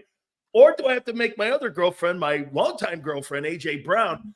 How am I going to handle all this? Do I handle it by giving him his targets? Do you think they do that? Yeah, the main chick found out about the side chick. Yeah. The side chick's becoming the main chick, and now the first main chick ain't happy about the new girl coming in. Oh, man, maybe a little bit of what happened I don't know. I hope they don't. Hey, what happened was AJ read the phone. AJ found Hurts' phone and went, "Why are you texting him?" Hey, who's this girl in your DMs, bro? On a serious note, this ain't the guy. This ain't the coach to go up against to force the ball to A.J. Brown to make him happy. Mike Tomlin will prey on that, and he will force you into a mistake, and that's not what you want. I think, if I'm not mistaken, the Steelers lead the league in turnovers on defense, meaning they take away the ball more than any other defense in the league. So they'll bait you into a mistake. Don't let it happen. Play good complementary football. And dare I say it, run the ball with Saquon Barkley, baby. Run the ball. Okay. So let me ask you this. I read, and I'm sure I read and heard the soundbite clip from Jalen Hurts, a lot different than probably what you did. But here's what I heard. He said here, and I want to be exactly accurate here. Okay. BG spoke out of place. He knows that. I responded by saying on my X account, this is the lawyer's answer. Was BG wrong for going public? Probably. But he never answered the question about whether or not there was a rift between AJ and Hurts when it came to the passing game. And Hurts did a really great Bob Lang job by taking that and giving you a lawyer's answer. So at the end of the day, Xander, he's either calling him a liar, or is he pissed off because he said something public? But was Brandon Graham wrong? Well, they didn't necessarily dispute what Brandon Graham said. They were more mad at him for going public, which I can understand, right? I mean, you don't want to air business out publicly, especially in a market like Philly. So I can understand it from that perspective. But other than AJ saying me and Jalen are fine, they didn't really dispute it. Like even Jalen, when he commented about the relationship, he said things change as dynamics change. Not many people picked up on that, but he did say that. Like I said, I don't really care about their relationship. I really don't. Just What's get them the dynamic that changed? Yeah, I don't know. Barkley? I guess, but they're playing together now. You know, it's one thing to be best friends with somebody and play football, and you guys are, at different schools or different teams. It's another thing to be on the same team and you deal with the same shit and the same problems. And I think it is a different relationship, but wait a minute. I don't know. I'm not going to speculate. You hit on something here. Huh? You hit on something. This is coming to Sills now. Wait. Listen to what Sills just did. We're making fun of Jalen Hurts for talking in third person. You talk in third person more than anybody. And now because I do so many shows with you, I'm talking in third person. So I can't criticize Jalen Hurts for talking in third person. You just did something here that made Big Sills have an epiphany on something. Oh, so hang on. Oh, that's normally not good. Do you think AJ and Hurts are jealous of Barkley? Well, yes, that's what the side chick comment was. Hey, listen, man, A.J. Brown came here from Tennessee. He was the gift wrapped with the bow on top, the great big wide receiver that everybody was excited to get. A.J. Brown made the offense. A.J. Brown, this can't lose with A.J. Brown. Now Saquon Barkley comes to town. He's relegated to the side piece. And did you hear Hurts in the presser go, everything runs through me? It starts with me. I'm like, no, not really, guy. That's not what it does. I don't know how AJ feels. I don't think it's a problem for him to feel that way because I don't think he's wrong. He's not, but there's no way on the planet, Xander, that Barkley's breaking that record. No, but listen to this for a second. No way. Think about this for a second. All right. Think about the Bengals. Think about if they created an offense where Jamar Chase was secondary to anything. Think about if the Vikings created an offense where Justin Jefferson was secondary to anything. Think about if any great receiver in the NFL, and if any of those offenses, if the Dolphins stopped going through Tyreek Hill and Waddle, like that's not necessarily a great setup for an offense when you have a guy as talented as A.J. Brown. So right. I can understand what A.J.'s coming from. Now, where I don't want to go overboard is we are winning a lot of football games, and they got to get it better, but they don't need to become a top 5 passing team. They need to get better. They need to be there when you need it to be. But, I don't think they need to become a top 5 passing team. I don't think they're set up to be that, even though they have the receivers and the offensive line and the tight end and they got everything they need. I don't know why we can't, it's such a big point in Philly to not be able to talk about this, but I don't know, man. I don't know what to make of this, man. I'm so excited for this game on Sunday. Oh my God. You're gonna learn so much. Like if they come out and they're humming and they're running the ball still and they look like they have for the last 9 weeks, I'm gonna say none of this matters. None. But if they come out and they try to switch things up, or they're trying to force something, a square peg into a round hole, or there's drama or fighting on the sideline, you're gonna see a lot of shit. And if they lose that game this weekend, the reactions are gonna be good. So who's gonna fall on more, AJ Hurts or Sirianni, if they drop this game on Sunday? Well, it depends what it looks like, but got to go Jalen, right? Yeah. Yeah, got to go Jalen. I told people I would be coming off the top rope if this offense wasn't going to be. Yeah, what's your heart? What's your infatuation in the last 2 days since Big Z brought up a point that now you love Kellen Moore? Now Kellen Moore is your boy? You've been shitting on the guy for 8 weeks. I completely still shitting on him, but he's doing the right thing. He's doing what you said. He's turning around and handing the ball up because he knows the quarterback's not capable of carrying a football team. And that's what he's doing to win games. Yeah. Do you not agree he's the perfect coordinator for the team right now because they're 11-2, but he's not the perfect coordinator for Hurts? They're winning games. They won 9 fucking straight. It's not all defense. They are 7th, and the guy's going to break a historic record. Yeah, but we had a good running game last year. The passing game has downgraded. Not like this. Yeah, that's because you upgraded the player. That's not on Kellen Moore. Kellen Moore doesn't get credit for upgrading from DeAndre Swift to Saquon Barkley. No, you know what he gets credit for? He gets credit for something Brian Johnson didn't do last year with Nick. You know what that is? Continuing to do the same failures they did a year ago by throwing the ball. Well, how are you so sure? Well, they stopped throwing it since the bye. Well, maybe they did that last year after they're 10-1 and they started to collapse. He has 30 turnovers. He had 500 throws. He's not going to come near that. By the way, what a great stat by Sal Palantonio last night. Holy shit on Pat Show.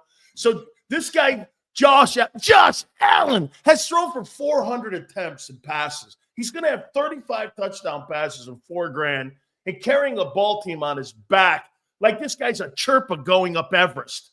And you know what? He's got 13 sacks. Hurts is throwing the ball for like 300 times, and he's got 35. Holy shit, guy.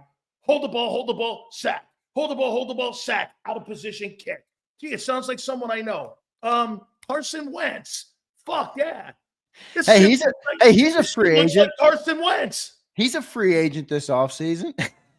Yeah, right. Oh, my God. Jalen, that would be interesting. Who else is a free agent? Russell Wilson. Oh, is he? Yeah. He's got a 1-year deal. I think you know who else is a free agent?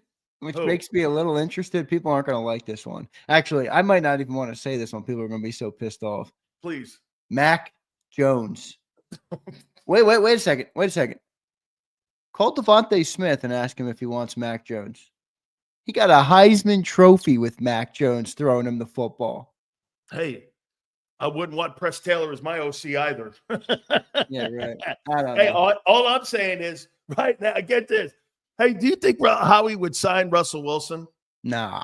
Why? They're locked in with Jalen Hurts, dude. Oh. Apparently, Jalen Hurts is flying private home with the owner. He doesn't even ride with the team anymore. He just rides in the owner's private jet that he bought after last season, along with his yacht. I don't know, man. The quarterback, the owner loves the quarterback. The quarterback is going absolutely nowhere. So for everybody who doesn't like Jalen Hurts, and that's appears we got plenty of them who don't like him. Twitter is like a different land, by the way. If you go over there and you say one bad thing about the Eagles, Eagle fans jump down your throats. There's nobody have more concern about this team. I mean, I know we're 11-2, but everybody just wants to tell me how fucking great we are. It's unbelievable. You can't say one bad thing without being labeled a hater. I'm like, come on. Hey, I got a massive amount. And so like I got Emmanuel Acho is going like this to me. He look at this fat fuck. Look at it. You're such a fucking hater. You're such a And Emmanuel Acho goes, dude, I mentioned 3 things. 3 things. And all of a sudden now they're calling me an Uncle Tom and they're calling me this and and I'm going like, hey, dude, it's Philly, man. They love that dude, man. They now hate Emmanuel Acho. I'm like, I think Emmanuel Acho's got good analysis. Hey, you know what? Me and him have like I said something to him. I said, "Oh, typical Manuelacho, kissing up to Texas." Well, he went there, so I get it. I kiss up to Miami. But he doesn't say anything that he doesn't back up, like with tape. I get it. You know what I mean? Like No, he goes like this, brother. He goes like this, brother. I love you, man. Way to be part. We're good. And I go like, no, we're good, man. So we've been kind of going back and forth. And he goes, I've never seen a guy take more shit in my life than you. And I go, yeah, but here's the difference. To me, it's like, that's not kryptonite to me, man. That's like jet fuel. Yeah, no, that ain't your kryptonite. You got the wrong dude if you think that's Silio's kryptonite. Yeah, oh no. Hey, I'm even throwing darts at Bob now too. Shit, man. I'm in full-fledged attack right now. Okay, let's do this. I will say this, Andrew. This Vic Fangio hire, man. Yeah, that's what I mean. You're giving Kellen all this credit. Oh, Kellen doesn't get no, I'm not giving it. No, Xander, I said since day one he wasn't the right hire. I know, but earlier in the show, one that told me and said, "Oh, he'll change. He'll get a fucking system built." He did build a system. He built a system to take the ball out of his hands. You thought he was going to build a system where he's going to throw 4,700 yards. What they did was they built a system for him to throw for 2,700 yards. I'll be hearing that. Bryson Daly. I'll be hearing that for years. That's stupid. That's stupid yard prediction. That's stupid yard prediction. I'll be hearing for years. From now on, it's a mousetrap. Just so when you set that out, you do that, and people, you pigeonhole them into something here. All right. I will say this. Hey, dude, this thing with Vic Fangio here, and what he's done with this defense. There's two reasons why you're 11-2 and you won 9 in a row. Vic Fangio and your run game, and you have a really good team. It's a better football team than I thought it was, roster-wise. I can't believe it, dude. I mean, there's players everywhere. The only problem that I have with his defense right now, will he be able to schematically compensate for the inequities at the edge? I'm still concerned there at the edge because I don't know, is he going to blitz more than Nakobe? Is he going to bring Dean? Because I'm starting to see a little bit more of that. Sweat has still been a factor. I'm concerned about his ups and reps and his usage. I mean, I think Nolan Smith, there were times, Xander, he got blown into the pile and thrown into the pile. You went back and you watched it twice. It wasn't terrible. He had a good pressure percentage, but you're right. In the run game, he was getting beat up a little bit. But when he was rushing the passer, he wasn't too bad. Everyone always wants to hear Big Sills say something on the other way. Okay, I'll tell you what. What week are we in right now? We're going into week 15? 15, man. Enjoy it. Can you believe it? Hey, week 15? Holy week 15, Nakobe hasn't missed any time, and he hasn't missed any games, and he's getting better. And I got to tell you, the more he continues, if he runs through the tape, 17 consecutive games that he played, and he puts a season in, they got something. He comes off. Does he come off the Big Sills milk carton at that point, or is he already off? No, just about. Yeah, he's just about off mine. He's just about off mine. I actually took Nolan Smith off mine too. I was hard on him earlier in the year, but he's not there yet. But he's a second-year player. He's got some work to do to develop. He's on the IR list he left practice or limited practice with an elbow. But that's just banged up 15-week stuff. That's nothing where you're. I hope Lane Johnson's not going through seances again, personal reasons. I don't want to see anything like that going into a Pittsburgh game.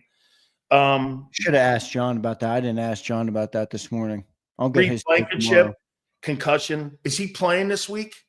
Reed Blankenship. I haven't heard any update on whether he had limited practice and said concussion, so he must be still in the protocol. Yeah, and you know how that goes. I mean, that's out of the team's hands at that point. So we'll see. But it would not shock me if Carter has some type of surgery at the end of the year, because this has been a nagging thing with him since New Orleans. That shoulder. Yeah, he had limited practice, so it's not this looks to me like a normal week 15 here. Yeah, and look, this is their philosophy, especially guys like Carter.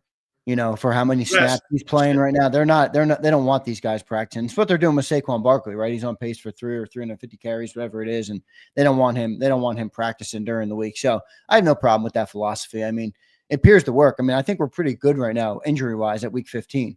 Right? We haven't lost really anybody for the year other than Brandon Graham and maybe Bryce Hufflepuff, who I don't even know if he's going to matter. Is he really is he a factor? Yeah. I mean, the only thing you need him for right now is you need some bodies. You know, you need some bodies for depth. But let me ask you, and take it out of the Big Sills world, and let me throw it at you now. Okay, how do you feel Jalen's played this year? How do you feel all kidding aside and all the bullshit, how do you think he's played? All kidding aside, this is how I feel about Jalen Hurts. I think it's very clear to anybody that's watched this team since the Jalen Hurts era started that they have taken a lot more off his plate this year. Whether that's all just because they got Saquon or whatever reason it might be, they certainly have taken a lot off of his plate, and they're asking him to do a lot less. Now, with that being said, what he is doing is he's doing what he needs to do within this offense right now to be successful. He's not turning the ball over. And I know part of the reason he's not turning the ball over is because he doesn't throw it a lot anymore, but that's what he has to do right now within this system. And he's doing a good job at that. If you want me to analyze whether I think he's taken a step forward in terms of being an elite quarterback in the league, I would say he's taken a step backward. You know, I brought up the passing grades yesterday, and a lot of people were disagreeing with me that I think it's some of it's on Kellen Moore and whatever, whether you believe it's on Moore or Hurts, doesn't really matter. He's worse as a passer this year. Yep. Whether guys are open or not, he's worse as a passer this year when he does throw the football. It's not about attempts. It's not about Saquon. It's about when he does drop back to throw, he is significantly worse at doing it this year from a grading standpoint, downfield, any of those things. Now he's completing it at a higher percentage. It's a lot easier to be higher percentage when you're checking the ball down and when you're throwing it 18 to 20 times a game. But I'm not out on Hurts. Like, I'm not like, get rid of this guy, but I'm not like, oh, this guy's going to take us to the promised land. Like, I think everything's got to be around him perfect, and I'm more high on the team around him than I am on the player himself. I think those routes are more technically advanced for a pocket passer. That's why the sacks are high, and that's why he holds the ball too long. The sack percentage is high. Development. He doesn't see the developing routes. I think, John and everybody say he has a great deep ball. Yeah, but can he see the deep receivers? I mean, I don't think he can see those routes developing, and I think he struggles. I mean, how many throwaways? How many times do you see guys just blatantly wide open? Xander, I went back and watched the last two games. I counted A.J. Brown open 11 times where he would have had huge yardage. Yeah. And he just, get this, he either kept it or threw it away. And look, I don't mind the throwaway. I get it. But when you're throwing it away in triple coverage or double, like the guy Lamar Jackson should throw away the ball a lot more instead of throwing it into four-man coverage. Remember, we saw it against the Eagles. We're like, why are you throwing it in there? There's four dudes around the guy. Throw it away. But Hurts is throwing the ball away when you got man coverage and single coverage on AJ or Devontae. Those are not acceptable in the NFL. You can get away with that shit in college, dude. But in the pros, you've got to make those tight window throws. Yeah. That's why you're paid. And the game today, Xander, and everyone, and I get in Philly, you're going, well, Sills, we're winning with this style here. Shouldn't they want to win with this style? And I say to this, no, and I'll tell you why. It's not sustainable.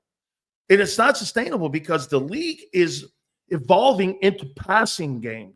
It's evolving for a reason. The reason the receivers are so highly paid today, the quarterbacks are so highly paid, is because they want a passing game. Fuck, the owner wants a passing game. You know how I know this? Look at the money you spent.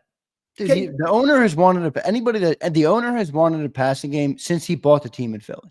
Yes. That is all he has ever desired. The owner is a prolific passing game.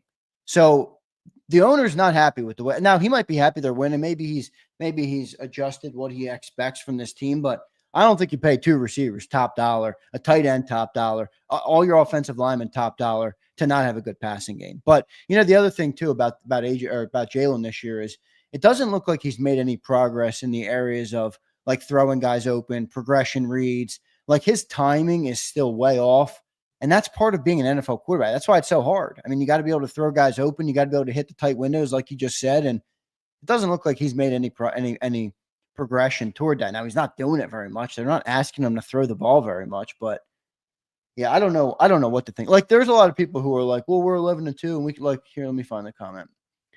Philadelphia says they hate the fact that Jalen Hurts is a winning formula when not throwing the ball for 300 yards. They want to distract Jalen Hurts so he can throw the ball and lose now. Not Philadelphia. That's actually not my priority. Like, I'm happy that we're winning with this formula. Philadelphia, where my concern comes is, can you be Philadelphia? We're down by 7 in Detroit in the NFC title game. There's 1 minute and 40 seconds on the clock, and you got no timeouts. Can Jalen Hurts make the throws to go down the field? But this is not how you built the team, Philadelphia. You didn't build the team to do this. I could get any stiff to block. Yeah, but can you argue with the results? Right now, you can't. And that's why it's an uphill battle. I argue with how they built it. Why are you wasting AJ and Devontae? Okay, but isn't that what good coaches do? They modify to do what's needed to win. Well, why don't you give Kellen Moore that? What he's doing here, they modified it here to go like this. The quarterback is struggling this year in passing. He identified that, and they made a system to fit his system. By the way, I'll say this one more time about primary targets. Here's another great example on why Andy Reid and Bill Belichick or any of those other guys, when you have an elite quarterback, even the guy in Buffalo, when you have elite, you don't have to worry about these conversations, Xander. You don't have to worry about all this bullshit, whether or not you're in a love affair with A.J. Brown and how his feelings are in targets. You just go out there and play a football game. Dude, we're worried now on Sunday, the relationship with A.J. and Hurts. Do you think there's any of that going on in Kansas City or Buffalo or any place that doesn't have these diva wideouts? I mean, look at even in Green Bay. Look at even in Detroit. I think that Amon St. Brown's a good ball player. I do. But do I think that he's in A.J. Brown's league? No. Come he's on. Not in that guy's league. No, I mean, he's not. He's a good player. I can't believe he got $35 million. I mean, I'm shocked he got that money. But at the end of the day here, I mean, dude, I don't want to have to worry about a relationship going into Pittsburgh. I want to worry about a win. And here we are talking about what went on this week. Here's that self-inflicted shit that we talked about a little bit a year ago. You know, Jason Kelce said something interesting. And I wrote this down here as one of my topics. So Jason Kelce said this. He goes, hey, last year in 2023, I don't see an implosion like in 23 because the defense was ranked 32nd. Well, your offensive passing game is ranked 31st. Why? Yeah, but the defense will single-handedly keep you in games. That's why. Like, I think that's enough to not collapse. But guess what? The passing game keeps other teams in games. Well, that's fine. I agree. But you're not going to get beat by you kept Carolina in the game. Think about this, though. This is why I was pushing back on you saying Kellen Moore deserves credit for 11-2. No. He said some. Some. All right, that's fine. Our defense is giving up 18 points a game. So think about this. We got A.J. Brown, Devontae Smith, Dallas Goedert, Saquon Barkley, top 5 offensive line, Jahan Dotson, Jalen Hurts on offense. And we only need to score more than 18 points a game, and you're going to win most games. Like, the defense deserves more credit. They are scoring 27 points a game.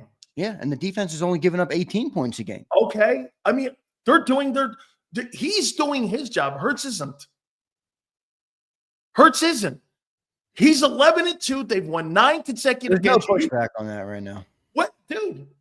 Here's the thing. See, look, this is what a lot of people push back on my scenario. Xander, you've literally seen him do the scenario you laid out many times. Stop acting like he hasn't done that before. Stingray, he has not done that this year. And he hasn't done it last year. No, he did it last year. Where? We came back many times last year. Late in games, even that Bills game. I mean, it wasn't all through the air, but he did it last year. He had a game like he played in the Super Bowl, or he's had a complete ball game. I haven't seen the game he played in the Super Bowl. Maybe Miami of a year ago. He had a complete ball game. Dude, that Super Bowl complete ball game where you thought he played 4 quarters of really great ball. Like that Super Bowl game was almost an anomaly at this point. It was so good, and I know people love to use that. Like, we've seen it, and you're right. The lights are the brightest on the Super Bowl. It's the hardest spot to do it. But even Patrick Mahomes has struggled in Super Bowls and still won Super Bowls. Ask Philly Godfather about it. He loves ragging on Mahomes in Super Bowls. But I haven't seen it in a little bit, man. I haven't seen it in a little bit from Jalen Hurts, and I don't know if we can just expect that you're going to pick it up off the shelf and it's going to all work perfectly. You know, when does the owner and the general manager realize it's not the coordinators and it's him? they know that already. I think they're well, and that's why they're very lucky they got Barkley. I guess so. I guess so. I mean, the team's 11-2, and Vic. Yeah, Vic's big. They're not selling right now though on the season. You're acting like they're selling on the season. They're not selling on the season. What do you mean? They're 11-2. We're in a good spot. Do you think you're a championship football team right now? As of now, not with the 31st ranked passing game. I don't think you can do that. Detroit's averaging 34 points a game in Detroit. They're averaging 31 on the season, 34 when they're at home. I think they're 9th in total defense too. Yeah, they might even be a little higher than that. I'll look real quick. Total defense, the Lions are 10th. Yep, they're 10th. They're barely 10th. They're 0.2 yards behind 9, so they dropped in. So they've got they got the 2nd ranked or 3rd ranked offense, and they're 10th in defense. Yeah. Okay. All right. I mean, look, if you go to Detroit though, you're gonna have to put up points. You're not gonna be able to just run your way to a bunch of points. That Lions defense is good. You're gonna have to pass the ball. Can they do it? I mean, I think they can. We haven't seen it in a while, so I'm hoping. You got to be honest with yourself. You're hoping that they can do it. You're not saying, well, they do that all the time. Give me a grade on how Nick Sirianni's handled this week. I actually thought Nick did a pretty good job. It's not that easy to manage, but he's just not the type of coach I think you want handling this. I mean, you want a Mike Tomlin type, but I don't have any overwhelming criticism to give Nick Sirianni this week. I mean, what do you want him to do? He's trying to coach games to win games, which is the right thing to do as a head coach. And you got AJ who wants the ball, and you got Jalen Hurts who's not really finding them right now. Nick's in the middle. Unfortunately, he's stuck in the middle of it, and he doesn't have that much to say because he's winning. How about this one here? Here's my problem with him. So he comes up, there's no problem here. I had a conversation with both of them. Well, wait a minute, which is it? If it's no problem, why would you have a private conversation with them and not just blow it off? You say, because one hand he goes like this. I talk to these guys every single day. I see them every single day. You guys see them as a microcosm of what somebody may say something in the locker room. And he goes, I completely understand that. And I get it. And I'm going like, get to it, Nick, get to it. Let's erase some of that other bullshit. And then he goes like this. Somebody asked the question, did you talk to him and talk to the guys individually and have a conversation? Yeah. Well, if it's a nothing burger, why the fuck would you even bring it up? Just go like this. No, I never brought it up to him because we don't think it's anything. Either you had a private conversation with him and you thought it was something, or you don't think it's something. He told us both things at one press conference. It's not a big deal. You guys don't know anything, but yes, I met with him. You got to get him in the same room and have a conversation when there's these type of things. And I see shit like that, and even if there's nothing going on, though, you got to be on the same page with your people. Wait a minute. Okay, well, so is he lying? Or is that what we're doing? I'm confused what he means when he goes, we don't really think it's a big deal, but I had conversations with the guy. Well, if I didn't think it was a big deal, I'm not going to have conversations. I'm not even going to address shit like that if it's not a big deal. What's the point? No, because it's wasted energy. No, I don't agree. This whole thing's a waste of energy. Well, that's fine, but there's still outside forces here that you got to be on the same page with your people with, even if there is no problem on the inside the locker room. Well, if you see them, are you suggesting they should not have had a meeting? Hold on, wait a minute. If I'm seeing a guy 23 hours of the day and I know what he's doing and there's fucking nothing going on and I hear somebody like Sileo making some bullshit up, am I going to mention Sileo's stupid fucking comments? No, I'm not going to mention it. If I see a guy, the majority, get this, you spend more time in a football season with your coach than you do your old lady and your family. And now all of a sudden I'm going to go, hey, the fat fuck Sileo said something. I got to address it. We had a private meeting and it was nothing really going on. You're like, oh, okay. You're like, fucking wasted energy. It's wasted energy. Nick is a professional at that. Wasted time. And fucking that guy, what's his name? Zaguero? Can we talk about the fucking Steelers game? Wait a second. This guy wrote this soliloquy. I was like, hey, 7 years ago, our fathers brought forth upon this continent to form a new nation, conceived in liberty and dedicated that all men should be created equal. Now that we have engaged in the great Civil War, both sides will come together as Americans and we will form this great union. And I'm sitting there going, am I reading the Gettysburg Address? What the fuck is going on here? Holy shit here, man. I mean, answer the question. We're on to Pittsburgh. Yeah, I'm on to fucking Pittsburgh. Sue never, baby. I don't move on to my boyfriend and girlfriend like Hurts does. I go from Barkley to AJ. I got to go kiss that. Wait, you missed the read that John had, by the way. John has the read that AJ and Jalen are actually on the same page. Think about it. Huh? Think about it. After the game, Jalen Hurts said, remember, we were talking about it. I'm doing what I'm asked to do. Yesterday, he made the comment, I've submitted myself to what I have to do to win. So does that mean that Jalen thinks that they need to be passing the ball more? I'm just doing what I'm asked to do. The coaches have taken the game away from them. Both of them. And I think AJ and Jalen are not as, I think they're not as far apart on this. That's what John was saying. I think that's a great take. Yeah. Yeah. Because he did say I'm told what to do.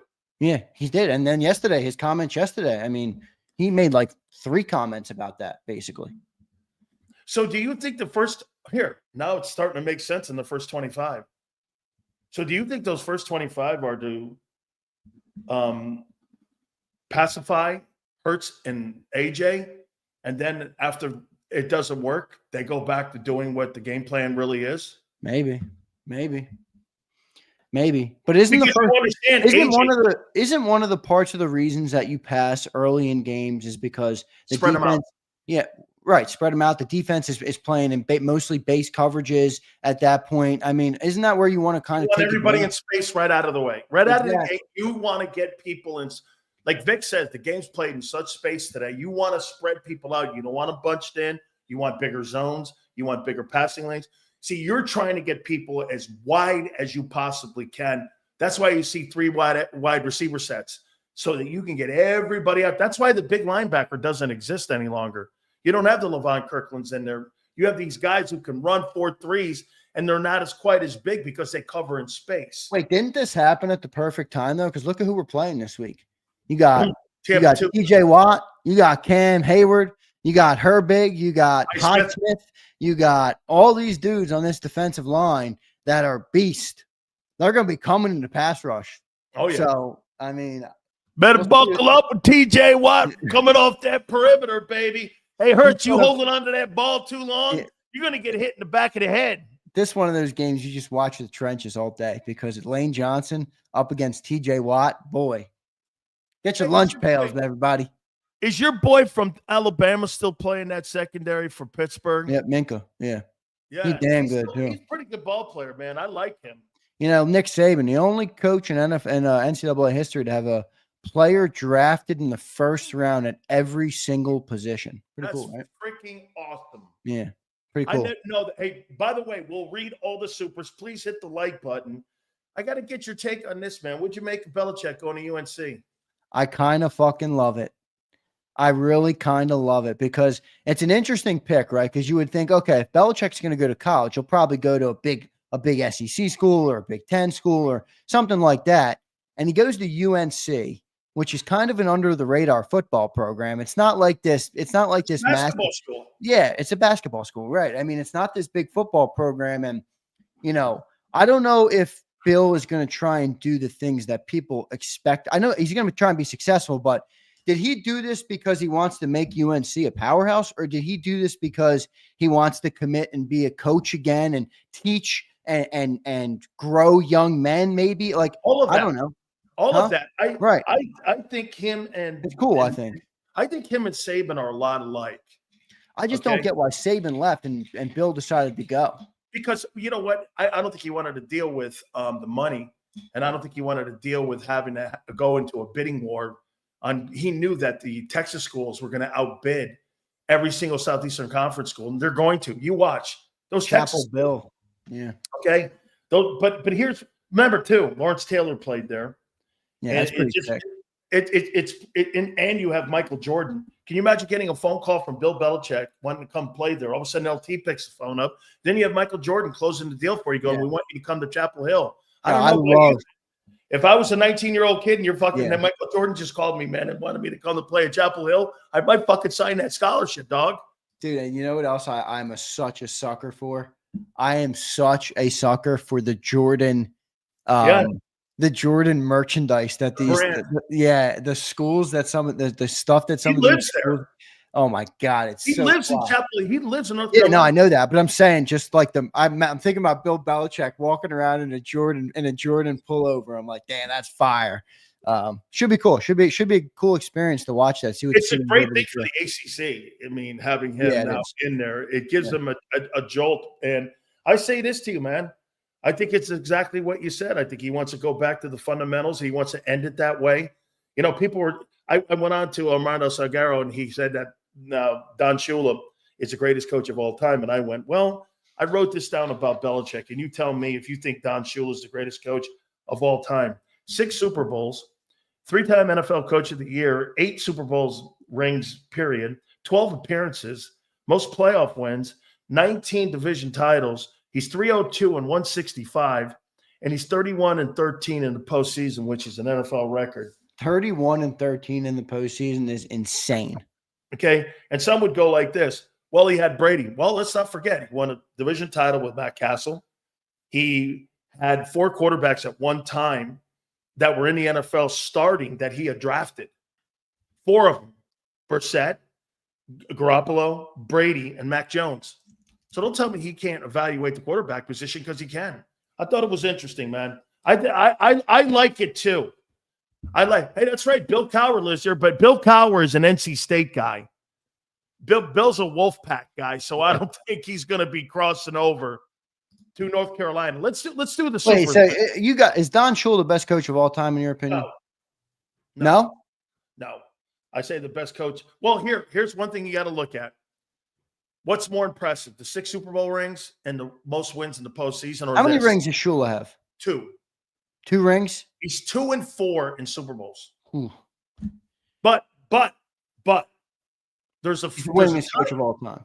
But there's a time frame he had where his teams and his Dolphin teams went 3 Super Bowls in a row.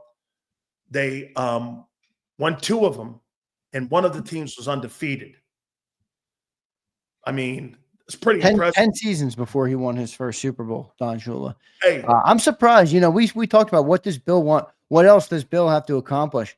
Boy, 18 wins away, man, from the right? Is that what he would be? Yeah, 18 wins away from passing Shula and the most wins of all time. Yeah, but do you really need to be told that Tiger's better than Jack Nicklaus, even though Jack's got more majors? Do I need to have that? No, but that don't mean you don't want it. How about this? Do you really think LeBron James is a better player than Michael Jordan because he has more points scored? I mean, I know Jordan's better. I mean, I don't really need to sit there and go like this. Hey, still, LeBron's got LeBron has all the longevity records. And by the way, nothing taken away from that.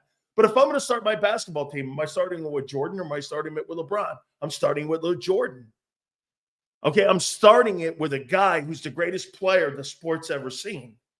And a guy who changed the sport. Do you see that the ratings, they've lost 50% of their ratings since 2012. LeBron brought nothing to the NBA when it came to viewership. Nothing. Well, yeah, you're right. 50% since 2012 have left. That's obscene. I saw those stats on the NBA. What the fuck are they doing over there, man? Every sports league is growing. Oh, stop telling me about BLM and stop telling me who to vote for, and people might want to watch you. Yeah. Just get that shit out of there, man. Do you ever see any of that fucking kneeling shit? Yeah, but the NFL ain't innocent and all that. Wait a minute. The NFL, they saw that, and all of a sudden they got calls like this. Hey, this is FedEx. We're going to start pulling shit with this kneeling stuff here. You know what they did, Xander? They stopped that shit cold turkey. They don't even air the national anthem any longer. You notice that? They used to have all the guys. They stopped airing it, so the players stopped doing it. They went, hey, man, you work on our cash flow here? Sounds like Big Z calling me. Oh, get to those supers, homie. This guy is more emotional than ever. Miggy the Kid. What up, Miggy? Can't talk about Eagles only winning 5 games. Miggy, how many games would we have won if we didn't have Saquon? What do you think, Miggy? 7. 6. 6. Well, you lose Carolina game. You lose probably the Jags game. Oh my God. You lose to Carolina and the Jags. Carolina and the Jags. You got the first and second picks in the draft. Holy shit. Thank you, Saquon. Hey, do you agree with me on most valuable person? That's how I look at MVP. The most valuable person to your team. That's how I look at it, okay? And right now, as Big Sales predicted, Barkley is the most valuable person to the Eagles. It ain't that guy, Bryson Daly Hurts, as the most important guy on the team. By the way, I gave my vote to the Army coach. I told you yesterday, I think. Awesome. For the Coach of the Year award. Eddie Robinson, Coach of the Year. I gave it to him. He's deserving. I was going to try and go to the Army-Navy game this year. Where is it this year? It's Landover, Maryland. Yeah, Landover. That's right. If you need tickets, I get them for you. We normally got a ticket guy that was going to hook us up, but I don't know if I'm able to go this year. What day is it? Oh, wait, I have a ticket that gets you in a booth, Junior. Oh yeah, well, Big Sales. You think still sits in the fucking stands while not having burgers and beers? My brother is a Army National Guardsman. Well, he's out now, but he's a veteran. So my aunt's watching this. She knows I have connections on that thing. I'm sure Big Sales. You got connections. There's a booth. Guy. I've never met a guy more connected than Big Sales. I mean, he fucking knows everybody. He knows everybody, and if he doesn't know that person, he knows somebody who knows him who can connect him with that person. I don't understand how that happens. Andrew says, you guys want to talk about AJ and Jalen drama? You can easily spend this time talking about matchups for Sunday. Andrew, it's not as juicy, my friend. Matchups. Hey, Andrew. Leave the programming to the adults. You sit back and relax yourself. Thank you for the super. I appreciate it, Junior. I'll tell you what, you worry about fanning and being a fan on Sundays. And like Steve Spurrier says, you let Big Sills run the team. I got it. I always laugh at people that tell you what to talk about. I'd like to see anybody go on live for 4 hours and do what Big Sills does. It ain't 5 days a week, 265 fucking shows a year. Come on, Junior. Come on now. Big Sills is cooking, all right? Martin Perez says, QBs with good defense don't worry about turnovers because they know the defense will make a stop with Jalen. Our D wasn't ready, so he has to play clean. I don't know. I'm not upset with that. Dude. What do you mean our D wasn't ready, Martin? Yeah, they were. Yeah, they're ready. You get this. They may not have been ready in the first 4, but after that bye, they've taken off since, and they are good. Dude, I told you, Xander, I'm not going to question the roster after Washington. It's a good team. You're a good football team. There's no doubt about it. Your quarterback is a C student. He's not playing good. I think C's might even be a little generous for him. Look at Amber. Look at this fuckhead. He comments on all of our. By the way, Amber, I read all your comments after when you're not on the live show. I always read your comments. He drops like 40 a show. They're pretty funny. He says, Xander, when you disagree with Big Sills, you ought to go home, look in the mirror, and ask yourself, what's the matter with me? Amber, fuck you, Amber. All right. Hey, honey, don't worry about it, sweetness. They all come back home to daddy. You got to be fucking kidding me. Pumper, there he is. There he is. There's my boy. QB got paid, laid with no accolades, and his groupies want to throw a parade. Stop drinking the Kool-Aid, but all the Jalenites can catch my fade. Yo, Pumper, you've been in rare form. You're getting more and more in rare form. God, Johnny Mac, you should see Johnny Mac's face every time I read a Pumper super chat is just hilarious.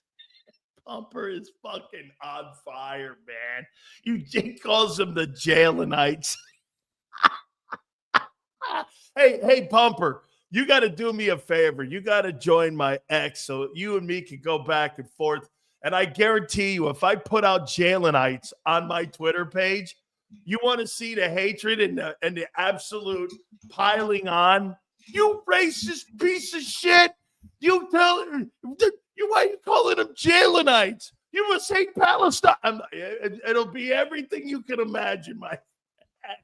Hey, by the way, Brian, we'd have to put an Israeli flag up if we use Jalenites. Miggy the Kid, again, guess you can't talk about the Eagles only winning 5 games this year, so you have to change the narrative. Wait a second. This is what I don't get. We didn't change the narrative, Miggy. I didn't bet 5 games. No, but we didn't change the narrative. BG changed the narrative. Yeah. AJ Brown changed the narrative. We're just talking about it. Listen, the fans will always attack the media because they don't want to attack their boys. That's what they do. I don't know. Hey, Miggy, I appreciate the $5, but I have no idea what you're talking about. What are you doing?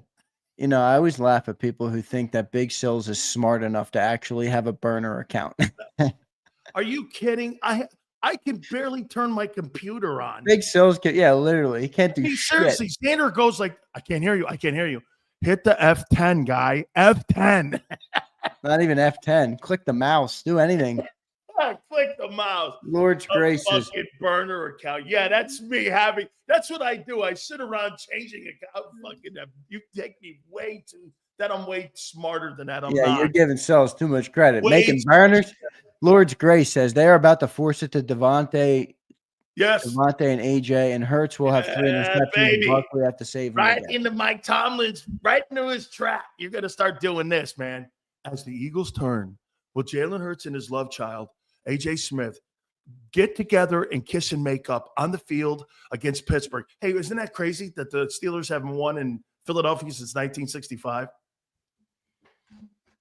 Since 1965. They don't play that much. They don't. Play that much. They don't. But yes, will the two lovers? Wait a minute. Wait a second. New girlfriend, Saquon. Russell Wilson, you ready? 6-0 versus the Birds, 5-0 regular season, 1-0 in the playoffs, 9 touchdowns, 1 interception. And now you got this bullshit going on? Never lost in Philly, Russell Wilson. Oh, wow. Oh, my God. Yeah. Oh, no wonder. I had a guy. Wait, you want another juicy stat? You're going to actually, you probably already know this. You probably already know this one. Eagles are averaging more rushing yards a game than passing yards. 190 to 180. Yes, I do know this. And by the way, it's the only contending team that's even remotely close to that. Yeah, and for anybody who wants to say the passing game is okay, 17 first quarter points all year. That's 13 games. They've scored 17 points in the first quarter. That's 13 quarters of football. That's good for 3 full NFL games worth. And they got 17 first quarter points. That is the worst fucking metric I've ever heard. Like Angelo said, how are you 11-2? Dude, this shows you the importance of Barkley. It just accentuates it. Hurts has been awful. No one wants to say it. 17 first quarter points. Afraid of it. And everybody's like, I want Detroit. No, you fucking don't. Who you lying to? Hey, get through Tampa first. You don't want Detroit. You better get through Tampa. Yeah, really.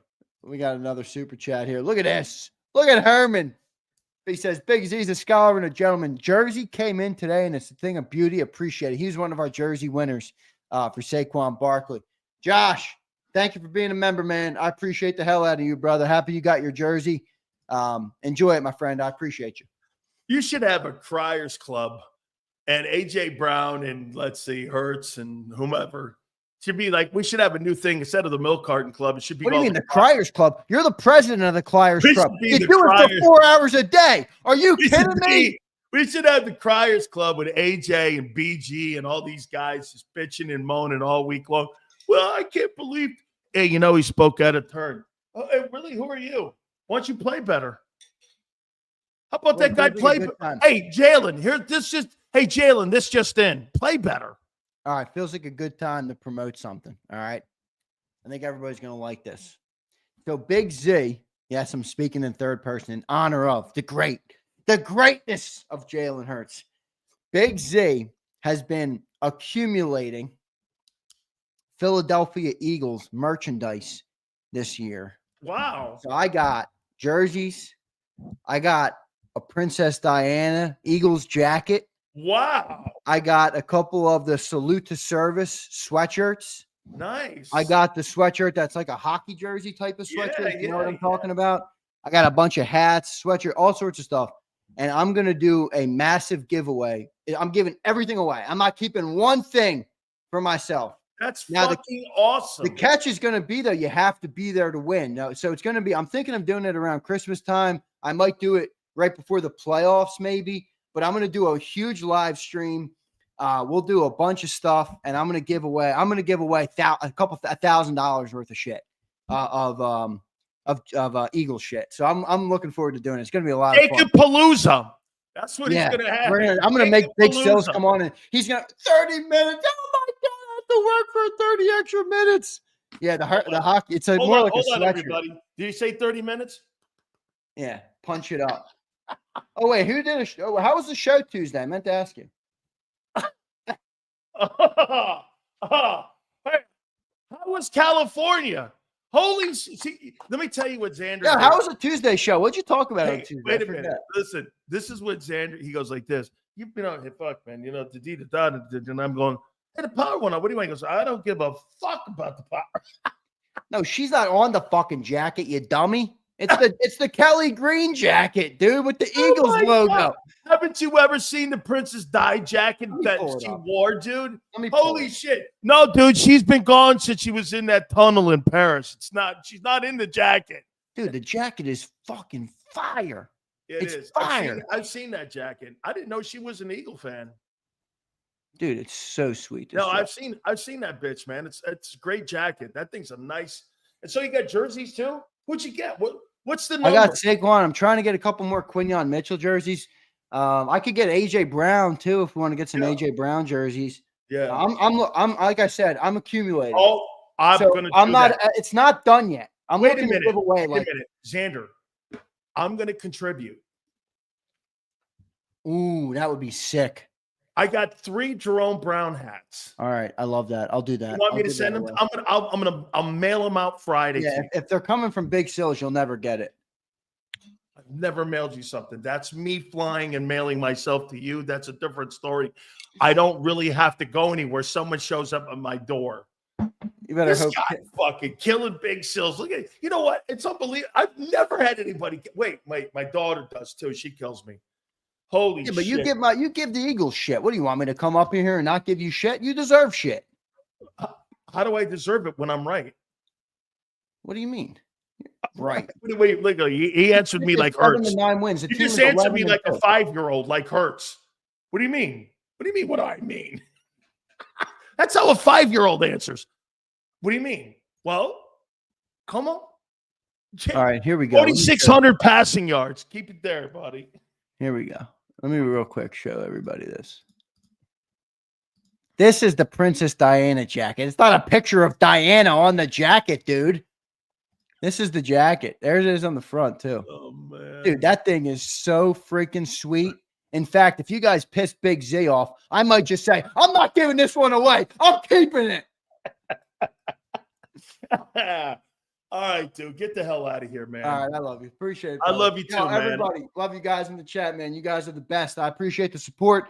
And stay tuned for the big, what do we call it? JAKIB Palooza? JAKIB Palooza. That's a terrible name. I'm not naming it that. That's a terrible name. All right, everybody. Look forward to it. JAKIB Fest. It's my way of showing how much I appreciate those. Yeah, man. It's true. It's really awesome. It is a lot. It means a lot. All right, everybody. I'll catch you. All right, brother. Appreciate it. That is Xander Krauts. Don't forget to catch him on Birds 365. Also, we got Jason Cole coming up around the corner. But also, don't forget our great friends at BetUS. We've been teaming up with our friends at BetUS here now for this football season, and we're inviting you to join the YouTube 150% in a 2K sign-up bonus. Your second and third are 125%. If you're into crypto, that's 200% sign-up bonus up to 2K. Go to betus.com.pa. That's betus.com.pa. Fastest payouts in the business. 24/7 personalized service 365 days of the year. betus.com.pa. That's betus.com.pa. Do me a favor. Tell them Big Sil sent you. If you missed any of today's show on the JAKIB Media channel, listen to the podcast on your way home. Available on YouTube, Apple, and Spotify. Ignite your nights with free live entertainment daily, only at Live Casino and Hotel Philadelphia's Center Bar. 7 days a week, enjoy some of the region's top party bands, performers, and DJs as they take the stage in the heart of the casino action. Great cocktails, live music, and lively moments. It's all happening at Center Bar at Live Casino and Hotel Philadelphia. Visit livecasinophilly.com for more details and the complete list of upcoming events. Must be 21 or older. Gambling problem? Call 1-800-GAMBLER. The following is a real testimonial from the father of a young injured victim. I didn't think she was going to make it. Major Perry's daughter was the victim of a horrific accident caused by someone else's negligence. If you don't find the right counselor, law firm that you're looking for, you will get lost in the wilderness. Badly injured? Call the Fritz and Bianculli Law Firm at 215-458-2222 and find out why they say, "We got this." In our hometown, we all look out for each other. We step up to keep our communities going strong. And at Independence Blue Cross, we're here to keep you going strong as the #1 health insurer in the region. No IBX is always looking out for you.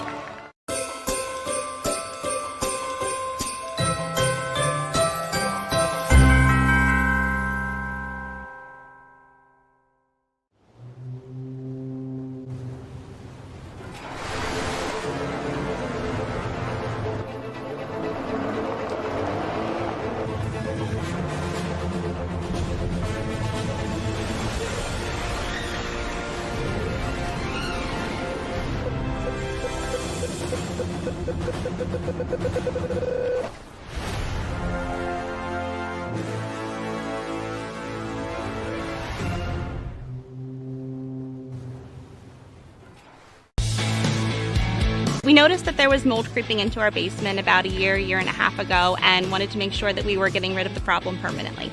We actually reached out to several different contractors to get it resolved, and actually 2 of them recommended DryTech to us as a long-term solution. Other than the noise factor, we wouldn't even know that there was work being done on the basement level. It's really been a clean process for us.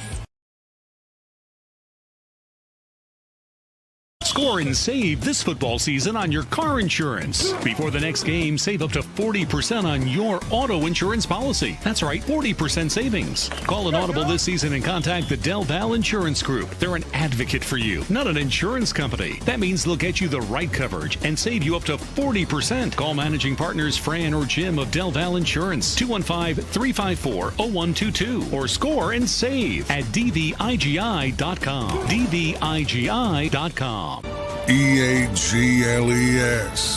Eagles.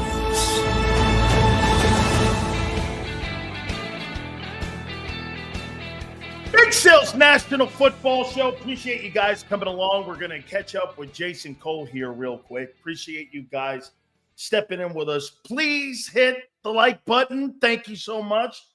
Real quick before I get to Jordan Mailata and we get to Jason Cole. So help me out here on something with the NFL, just to show you the hypocrisy the NFL has.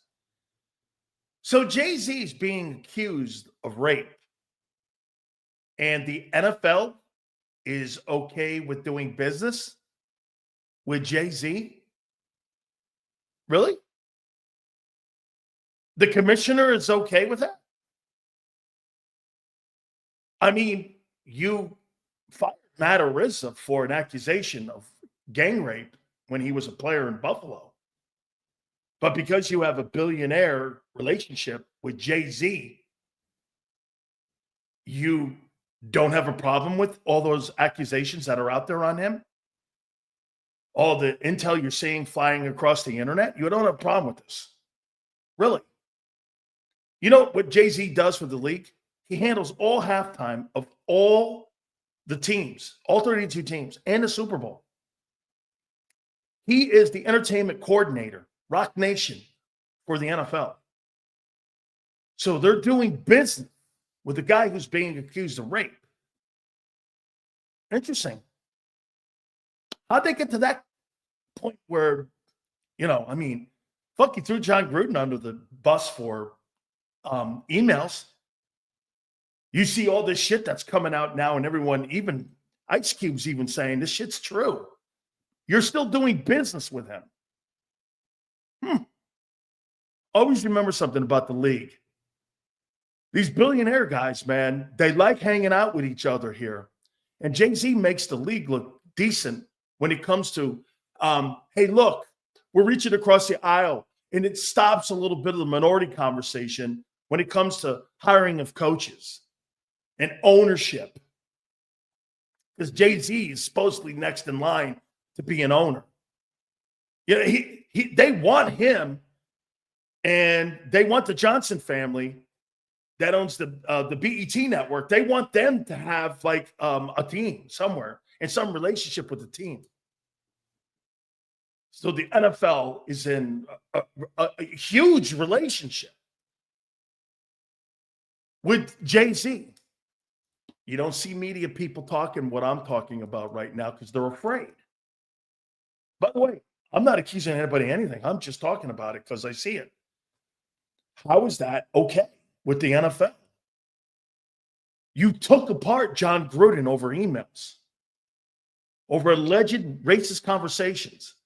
Here's a guy that's being accused of raping underage women or girls, and you're still in business?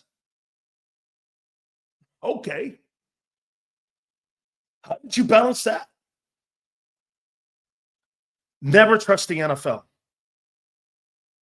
There's always an ulterior motive. And if you follow the money, by the way, okay, when we get Jason Cole on, we'll talk to Jason about this as well. How in the world do you still do business like that? Okay. All right. Next. So let me read this right here. The city of Philadelphia. Jesus Christ, what is going on with Philly? Some of the fans, and now this. So let me get this right here. You're going to give this owner of the Sixers an opportunity to have an arena. The area was approved.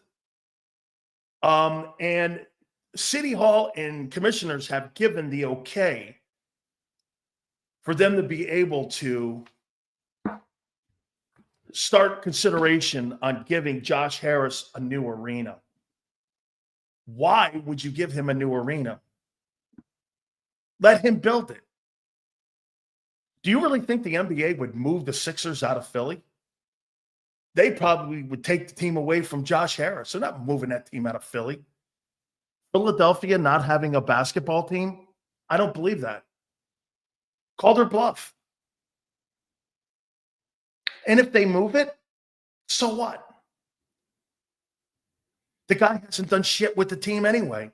All he does is give you the process. So what? Dude, it's one thing to have civic pride in something. It's another thing to have civic pride in something that wins. If you suck for 40 years and you're not good for 40 years, what's the point? I couldn't wait to get Jason Cole on. There is so much news.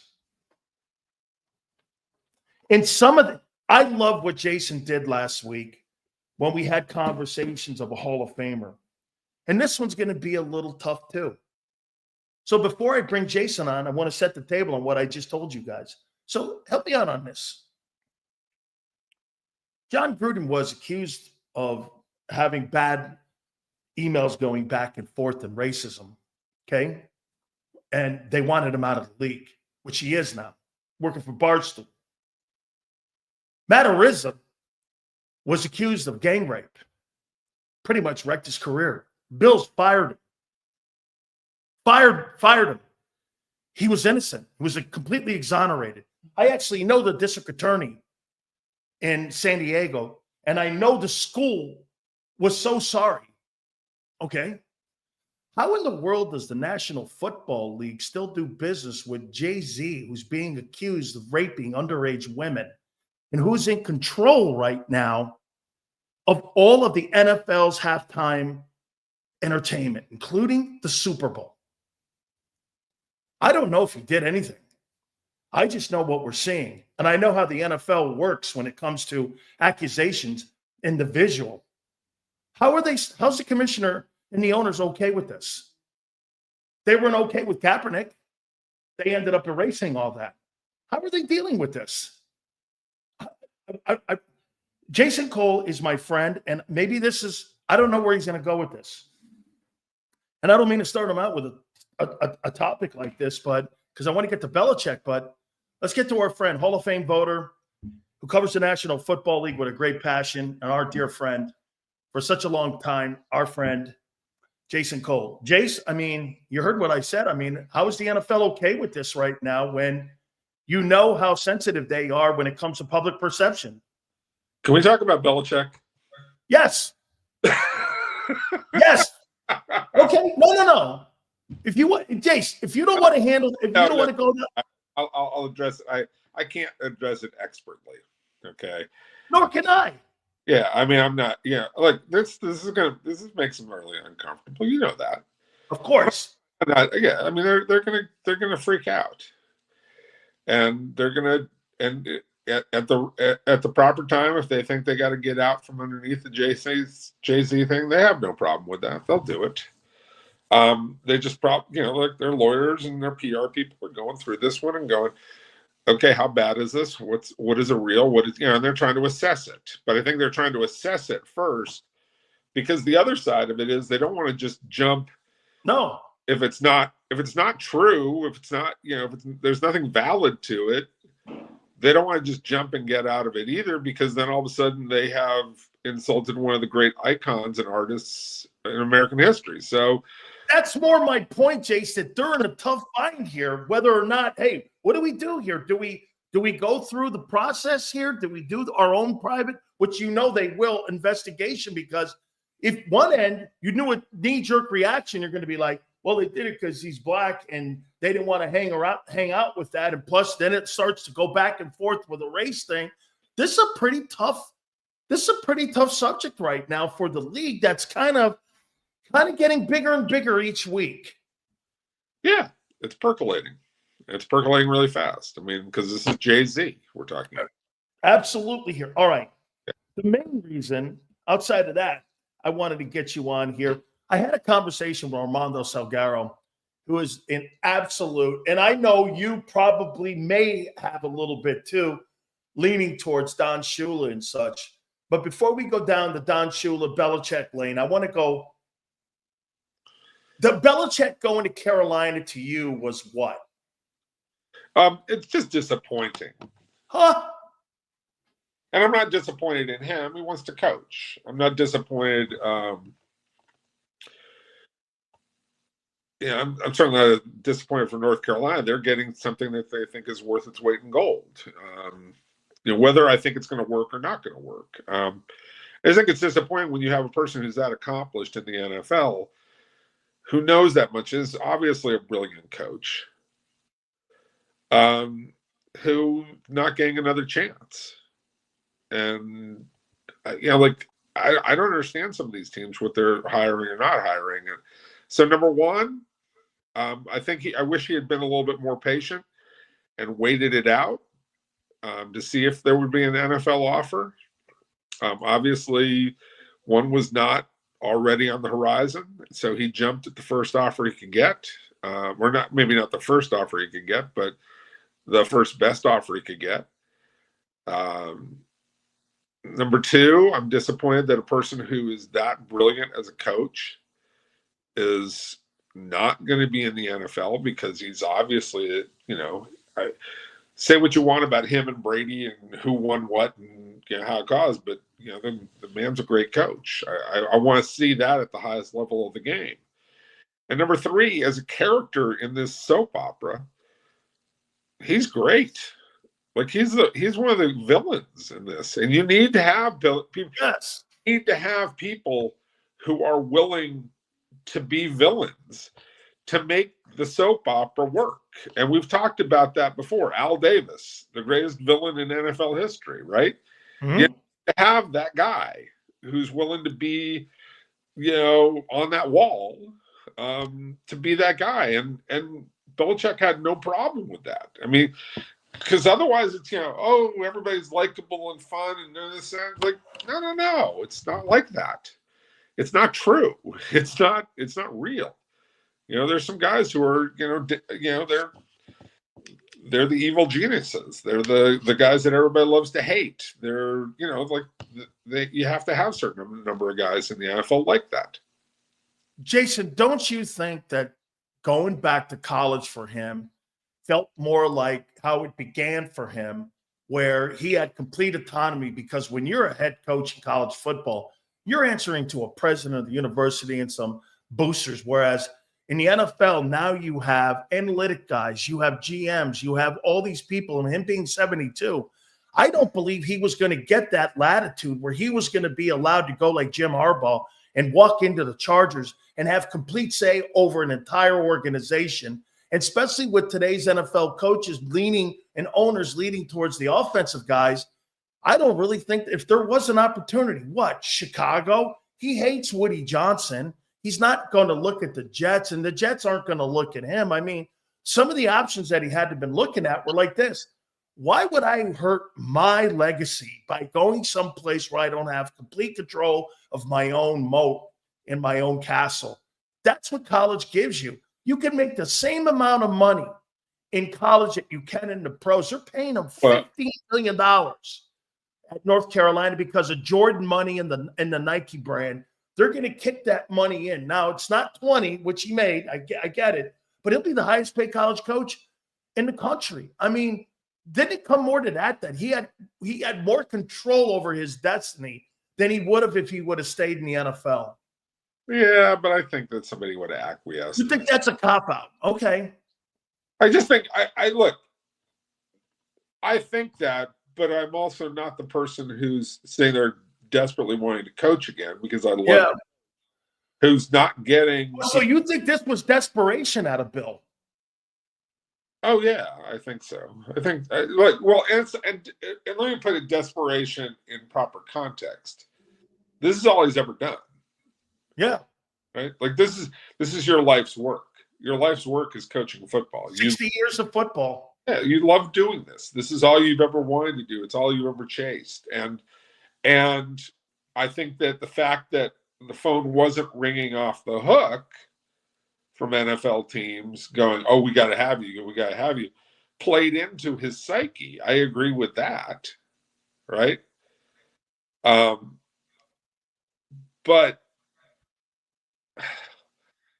I just got to say that I think he wanted to get on the field so badly. And I don't think it's about the money. I don't think the money's great. He's got to get paid whatever he's got to get paid. He's, that. But I think it's about wanting to do what is your life's work and not willing to waste another year out of it, waiting by the phone for somebody to call. So, yeah, I think there's a little bit of desperation. And again, it's not desperation driven by circumstance or money. It's desperation based on how you've lived your life. It's a style of life, and it's a way of life for him. Like you said, it's like air for him because that's what he lives on. He lives on being a football coach, breaking film down, evaluating. I would say this, too, and ask you this. Back in the day, Ed DeBartolo told me a story about Bill Walsh and how Paul Brown used to go around dogging him when there were opportunities for him to become a head coach. Chargers wanted him. The Rams wanted him. Green Bay wanted him when he was in Cincinnati and he left. And I think they went with Blanton Collier as the head coach there. And instead, they let Bill go when he was in Cincinnati. And all Paul Brown would do was talk shit on him because Paul Brown wanted the aura of having the fact that he was a genius in football, which I think he still was. But still, do you think there's some of that with Kraft and the Patriots? They came out with that documentary on how difficult it was to be with Bill, especially at the end. Do you think there's a little of that goes on here too? Do you think Kraft would give a great endorsement to another NFL team that their coach? I think that it's been documented, or at least written about. Document's a different word, but it's been written about that, those two didn't get along and that, and that Kraft has been very honest in his assessment of Belichick with other owners, that he's a pain in the ass to work with. I mean, Belichick ain't easy. No. He's not for everybody. Rarely are the great ones ever easy to deal with because they see the world the way that they want to see the world. They don't want to be acquiescing to other people. So yeah, this is Bill's hard to get along with. Now the Paul Brown thing with it was Bill Johnson who's the guy he hired. Okay. Instead of promoting Walsh. But that was really insulting because Paul Brown took him down as a man. Like he thought he was too soft. Yeah. That was really pretty vicious. Eddie told me the story on the air. Yeah. Believe it or not. Eddie told me, he goes, I said, no, he hired him at the Blue Bonnet Bowl because he was at Stanford at the time. And then he goes like this, no. The first time at Stanford, and he goes like, no, I'm hiring him. And so he went against Paul Brown and hired him right there, and dynasty was built. Paul Brown was talking actually to Eddie's old man and telling him stories about how weak he thought Walsh was. Look, where this all gets us with Belichick, Belichick made his bed. He chose to do things his way and to alienate the owner to handle his business the way he handled it. And so he's got to live with it. Okay. And he's living with it. I think that if I was the owner of another NFL team, I would look and go, man, that guy's got a lot of knowledge. Yeah. If I'm Shad Khan and I'm trying to figure out how do I get the most out of Trevor Lawrence, well, I want, Bill, tell me how do I get the most out of Trevor Lawrence? Jason, let me read this to you here. 6-time Super Bowl champion, 3-time NFL Coach of the Year, 8 Super Bowl rings, 12 appearances, most playoff wins, 18-time division champion, 302, 165 for a 647 win percentage. Most wins postseason play, 31-13, which will never, unless Andy is the only guy that could approach that. In your opinion, when you look back, because it looks like now the 2026 class will be eligible for you guys to vote on, do you believe that Bill Belichick, one, is the greatest coach of all time over Shula?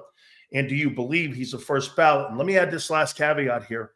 Armando, I had a conversation with him, and Armando called Shula the greatest coach of all time. And I said, well, I mean, I don't really need to see Tiger Woods and Jack Nicklaus go, Tiger's the most talented golfer I've ever seen. Jack may have all the accomplishments, but Tiger's the better player. Same with Jordan. LeBron's got all the points. I'm still going to hang my hat on Jordan just because he's got all the points. And then I look at Shula and go, well, Don did have a 3-year run in that long stretch of great career where he was one in the most significant game in NFL history next to the 58 title game. That was Super Bowl III. He lost it, of course, and he's 2-4 in Super Bowls. But he did have a 3-year run where he won 3 NFC championships, 2 Super Bowls, and one of those teams was undefeated. So when you put those two guys together, I do think it comes down to Shula and Belichick on the greatest coaches, at least resume-wise, on how you can look during the Super Bowl era, at least. I mean, I get no 4. I get it.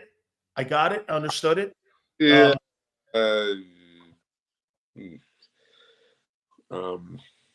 God, I texted back and forth with a friend of mine about the top 5, and I can't remember who was in my top 5. But I think I definitely think I had Belichick, Walsh, Reed. Wow. Gibbs is in my top 5, and maybe Paul Brown. And I don't think I had Shula. Shula would have been in the next group. So, and Shula has, great coach because he coached multiple systems too. That's the other thing. I mean, you go from a running attack with with Morris and Zonka and kicking them guys. Then you turn around with Marino era. Yeah. And you had the Marino era in there too. And like, Lombardi not in that conversation for you at all? It's tough. It's really tough because this is sort of how I break it down. Belichick, just 6 Super Bowls is 6 Super Bowls. Like and you win 2 more as a defensive coordinator. And you coach 2 of the greatest players in the respected sides of the ball, in Brady and LT. And you're coaching in the most difficult era in which to coach in. Yep. Salary cap era. Both 32 teams and the salary cap, right? And you did it. Now, like there's always the but side of this. I'll just say I think Belichick's the greatest coach of all time. Right? I do too. As a strategist, yes. Bill Walsh created an offense that basically has dominated the NFL for more than 40 years. Yeah, no doubt. And is the basis of all great offenses that people play today. Joe Gibbs, the only coach in NFL history who made the quarterback a replaceable part. Like you can go from one to another. Andy Reid, maybe the greatest trainer of quarterbacks in the history of the game. Like every single quarterback who's ever played for him has maxed out their ability to play. Like that, the best that they've ever played was always under Andy Reid. And whether that's Donovan, whether that's Michael Vick, whether that's Patrick Mahomes, whether it's Alex Smith or AJ Feely or Kevin Cobb, like they all got the most out of themselves. Jeff Garcia, like just go on and on and on. I'm now drawing a blank on who else I had in that top 5. Paul Brown. I mean, you talk about domination. Dominated and right from the get-go. Came into the NFL in expansion. When they expanded. He was the creator of game film. I mean, he's the guy that started game film and game plans. Yeah, like that's a tough group to get in. To get in with. And so Shula. Does he belong in that group? Sure. Some people are going to argue for it. I'm not that guy. Okay. And I covered Shula, and I have great respect for him. I'll say this. It's like I say with quarterbacks. You can line up the top 5, 6, 7, 8 coaches, and you can say, well, do you get first pick or do you get the 8th pick on who you get to pick? Well, I'll be as happy with the guy I take number as I am with the guy I take number 1. I'll be okay. If you want Elway, go ahead. I'll take Marino. If you want Marino, I'll take Elway. I'm good. I'll take Hannah. You want, we can go on. Yeah. You want, I'll put it this way. You want Joe Gibbs? I'll take Weeb Eubank. Yeah, I love Weeb Eubank. Two of the most significant games in NFL history he coached in, and there's no question about it. The people do not understand this about Weeb Eubank. He won titles with 2 different organizations. Oh, completely. And leagues. And nobody else did that. Nobody else. Two different leagues. Yeah, nobody's ever won 2 Super Bowls with different teams. Nobody's done that. Mike Holmgren got close. That's a great call, Jason. I didn't realize that Weeb's the only coach in NFL history to win championships with 2 different teams like that. That's right. He won with the Colts and he won with the Jets. Yeah, I did not realize that he was that guy. He's that guy. He's a vastly underrated guy. Gibbs, only guy to win with 3 different quarterbacks. Like there's an argument for a lot of these guys, which is why, again, you want Belichick number 1? Give me pick number 6. I got to tell you a story real quick before I move on to the Eagles here. I got to tell you a story about Walsh. So I used to get Walsh on KMBR out in San Francisco. That's where I first started in my radio career, was KMBR, right? And so Bill would come in and he gave me a bunch of his books and gave them signed. I love Bill Walsh. And I said, Bill, you're watching a guy with his arm and how he throws the out and how he does this. He looked over at me and he goes, man, you don't know hell about quarterbacking, do you? And I looked at him and I go, well, what do you mean? He goes, man, a quarterback has nothing to do with his arm. Anytime you hear somebody talking about his arm, he doesn't know what he's talking about. It's all to do with his drop back and his feet. If you don't have a guy with good feet and he can't get back, he can't process the information in time. That's why you see guys throw a lot of interceptions, because they don't know how to process. My point was, listening to him talk about the quarterback position, you could sit there for 5 hours and he could talk about the quarterback position on one thing on the drop before you even got to running routes. That's what a savant he was on offenses and how smart he was. He was so far ahead of his time. Bill Walsh could coach today. Yep, absolutely. Most of those guys could coach today. Just tell them what the rules are and they'll figure it out. He was so good. Now, we got some drama going on in Philly. Yeah. So get the ball. Hey, listen, you're 11-2. You've won 9 straight. Get the receiver the ball. Expand. Tell me why. That's how receivers are. They got to touch the ball. They go stand out there and they run routes and they got to touch the ball. You know, and they don't have to touch it 20 times, but they got to touch the ball. It's like a pacifier.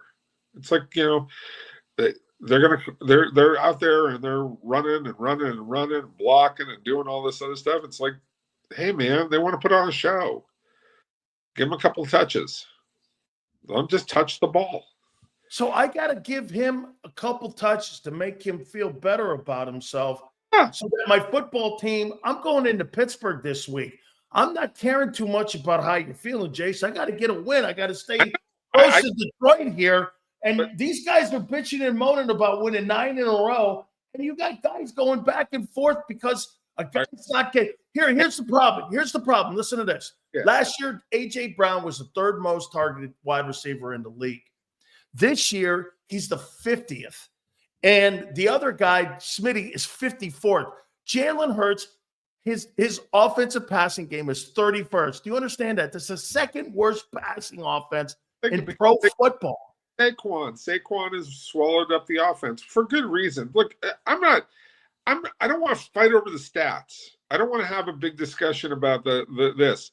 You want to get guys on page, you know, to get them. Just, you know, it's like go over the offensive coordinator, go, Kellen, throw him a pass. You know, just give me in the first couple of possessions, make sure you throw him a pass. Jalen, throw him a ball. Just, you know, get him you know, like just give him a pacifier. You know, like, and I don't need to do it 10 straight times. I get what you're saying. Hey, I'm so glad I played defense. I know. I really am. Because you were nothing. It was, you know, like there was no fight over the ball. You know, no, like, you're gonna go kill the guy with it. We're not worried about what your feelings are on defense. Go hit him. Yeah, I mean, but you know, I was listening to this.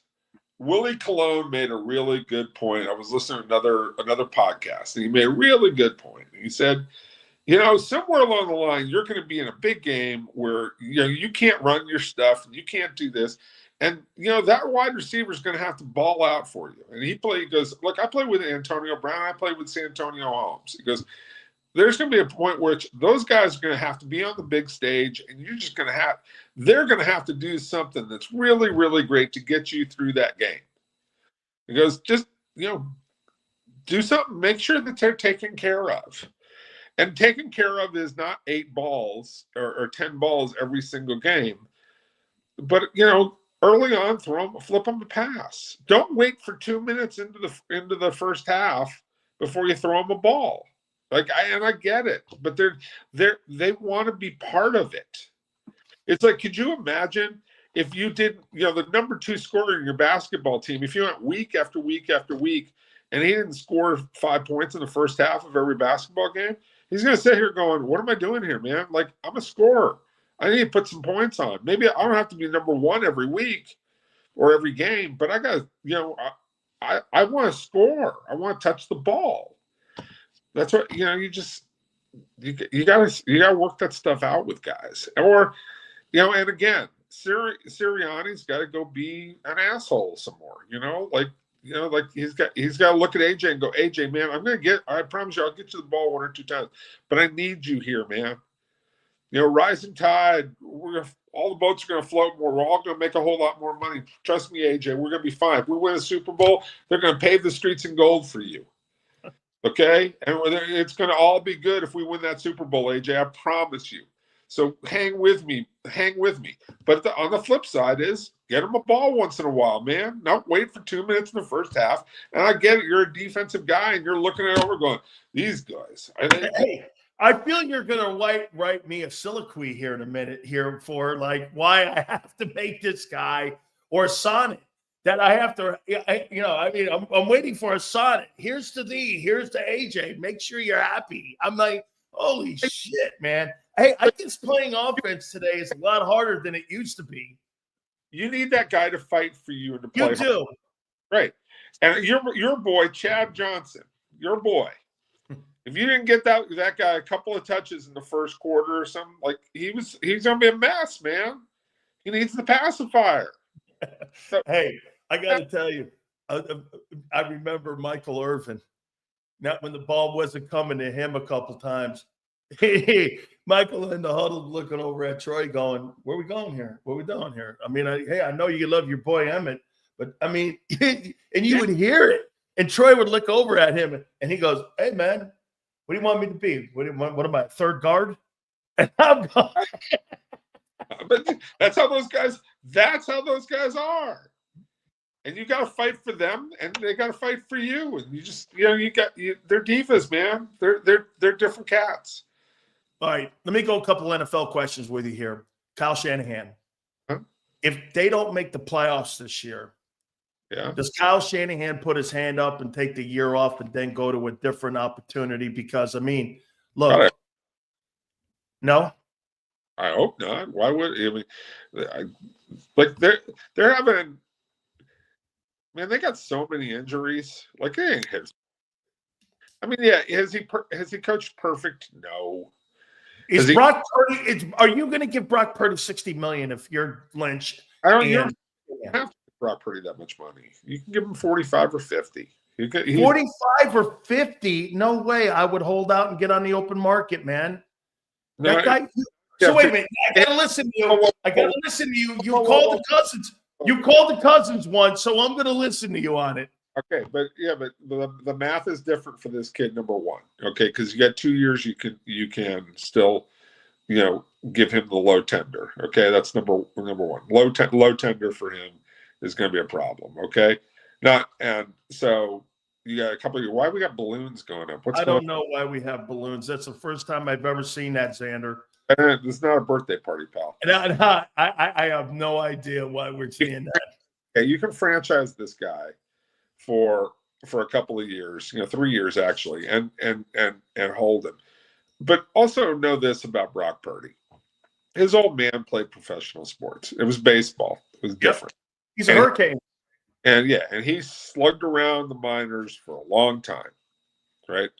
Not making a whole lot of coin. And he finally got married, had kids, finally gave up, playing ball. And he went out to Arizona and he sells, jacuzzis. Probably does business. He's doing fine, but he's selling jacuzzis, right? And if you come to that guy and you say, hey, son, you got a chance to make $45-50 million a year, and you're playing for a coach who believes in you, and you're playing in a system where the coach knows how to handle you, you take that money, son. You take that money and you run. Okay, and you make sure you get as much of it guaranteed. And I would do this. I would make him a really high guarantee as part of the $45 or $50 million a year, and make it a short-term contract if he wants, so that he can get back to the market. Kellen Moore's just got 55, and he's done nothing where Purdy's done. But he's not. But you couldn't put the franchise tag on him, and that's different. He's a first rounder, and he's a seventh rounder. Correct. Franchise tag the kid for a couple of years and hold him up on the cash. That's right. Which means he's got to take a little bit less to get a bigger overall payday. That's why you can do $45 or $50 million. People who think you have to do $60 million on Purdy, it's like, no, it doesn't have to be that high. It doesn't. Now, whether you do or you don't, I mean, we'll see, but you don't have to. And again, you can franchise him for a year or two. Finally, here, I'm going to leave this with you here. I don't believe Bill Belichick's going to have any problem recruiting. If you looked at his new girlfriend, I think that he's going to be very good I mean, if Bill's recruiting that, somebody goes like this, Bill's not going to be a very good recruiter. I'm like, I don't know. Have you seen his girlfriend? How's he going to be recruiting now that he's at the University of North Carolina? So. Oh, Jesus. It'd be like Coach O chasing it around. I don't know, man. I mean, hey, that campus is awful sweet there too, man. I think it is. Real quick. Lions, Eagles. Best team in the NFC is who? Lions are a little more consistent on the offense, and they put pressure on you offensively. I love Dan Campbell's approach. Me too. When I look at Dan Campbell, I believe him. When I look at Nick Sirianni, I feel like he's trying to sell me a used car. Yeah, but Sirianni's doing fine. I mean, he's making it work this year. But Campbell's the guy that everybody lines up behind and says, wherever you're going, we're going with you. Right, wrong, indifferent. Everybody's following the guy. That's not the case with Sirianni, okay, because he's a personality. But I think that those guys believe in Dan Campbell and they play their asses off for Dan Campbell, and it works a little bit better. But, they got holes on defense. I mean, we'll see how, I expect it's going to be Eagles-Lions in the playoffs, and that'll be the championship game. It's not a foregone conclusion, but it's that looks like the matchup, and it's going to be a fun game. You've got 16 days to get your 5 in. Have you got them down there yet? Yeah, they're in. You want to tell me who they are? No. Tell your Eagle people to shut up. So that's taken care of. I don't want to hear any squawking from the Eagles. Wow, here we go. Oh no. They're hoping that you and Jared Bell and the people like Rick Gosselin and them guys move on. It's taken care of. Okay. Oh goodness, that's a teaser. I'm not saying he's in the final 15. I'm just saying that if you want Eric Allen, I voted for him to make the 15. I personally voted for him to make the 15. Fantastic. That's all we need here. That is absolutely. I can't tell you about anybody. No. I don't want you to. I'll say this: it's a pretty good bet that Domowich voted for him. Based on all this, yeah, I think so. Yeah. But other than that, about anybody else. I voted for him for the 15, and that's all you need. And I'm tired of all the bitching and moaning from you guys. Yeah, you don't vote for Eric Allen because you don't believe it. Blah blah blah blah blah. See, I'm the one that's 6. I'm the one that's 6. All you guys on him. Westbrook, tell him to pipe down. I told Dawkins right now. I told Dawkins, I go, hey, you need to send a text message or like an X to Cole. Yeah. And he goes like this. Why? I go, I don't know. I don't want Cole on my ass. We've been friends too long. I mean, he goes, what is he not? I go, I don't know anything. I just know I don't know anything. I don't know. So all these Philly guys are going like this now. What's his name? Trey Thomas goes, Jason Cole doesn't like Eric. I go, no. Trey Thomas. No. Get out of here. Hey, Chase, I love you, man. Have a great football weekend. Good. Later. You got it, man. That's awesome. Very cool stuff. Make sure you guys hit the like button. You're welcome. The National Football Show got a Hall of Fame voter to put Eric Allen in the final list to potentially be a Hall of Famer. You got it exclusively here. And he goes, it's taken care of, which means I think Jason knows that others have voted for him. How you doing? See, that's what this show does. Hey, we pry away. We continually go after you. We are in endless pursuit of perfection.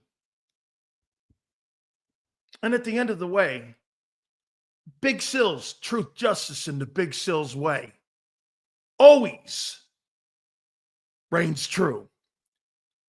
So we got a couple votes for Eric Allen to make the final cut to be the Pro Football Hall of Fame. You're welcome. We did it. You did it. At least he has, now he has a shot at the plate. JAKIB, getting Jason Cole on, and you guys embracing Jason, he voted for him.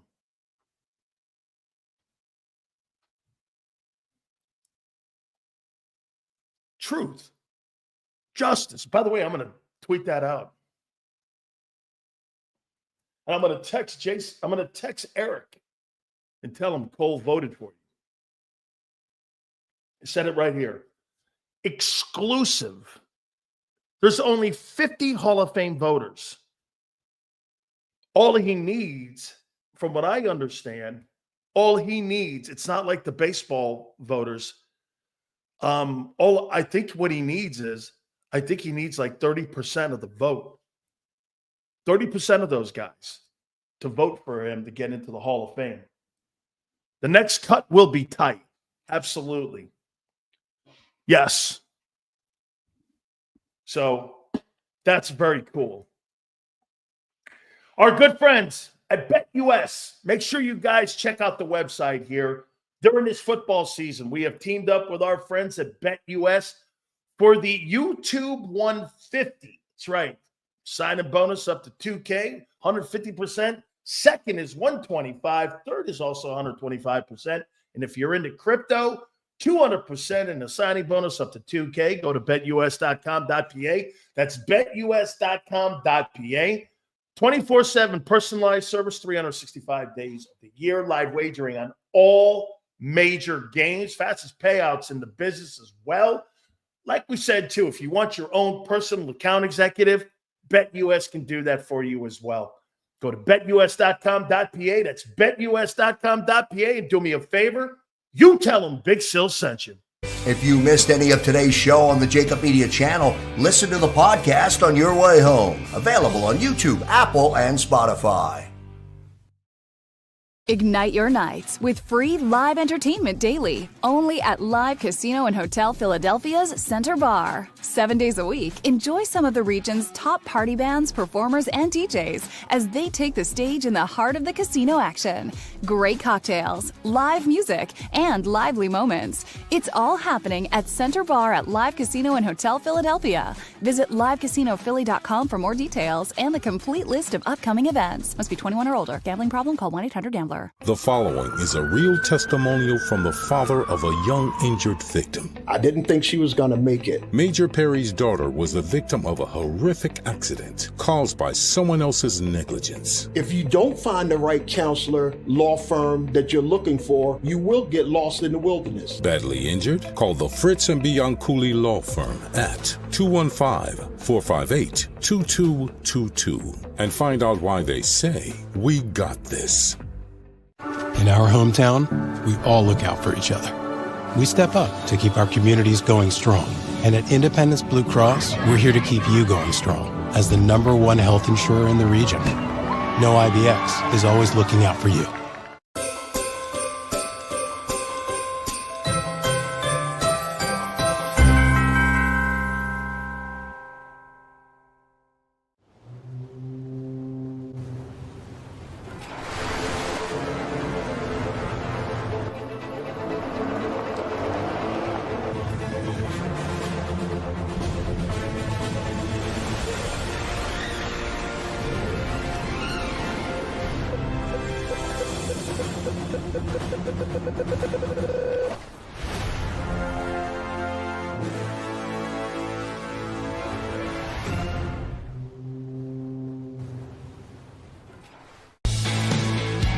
We noticed that there was mold creeping into our basement about a year and a half ago, and wanted to make sure that we were getting rid of the problem permanently.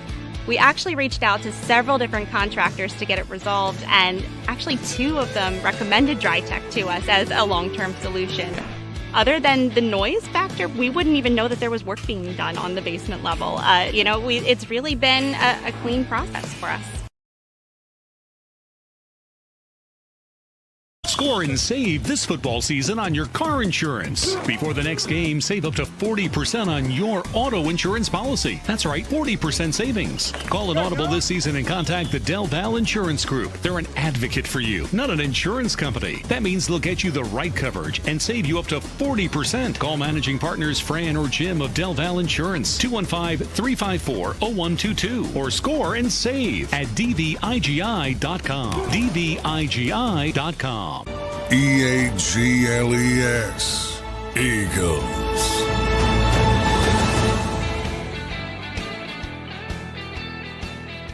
Big Sil's National Football Show. Please hit the like button. We appreciate it. By the way, all super chats go to the top.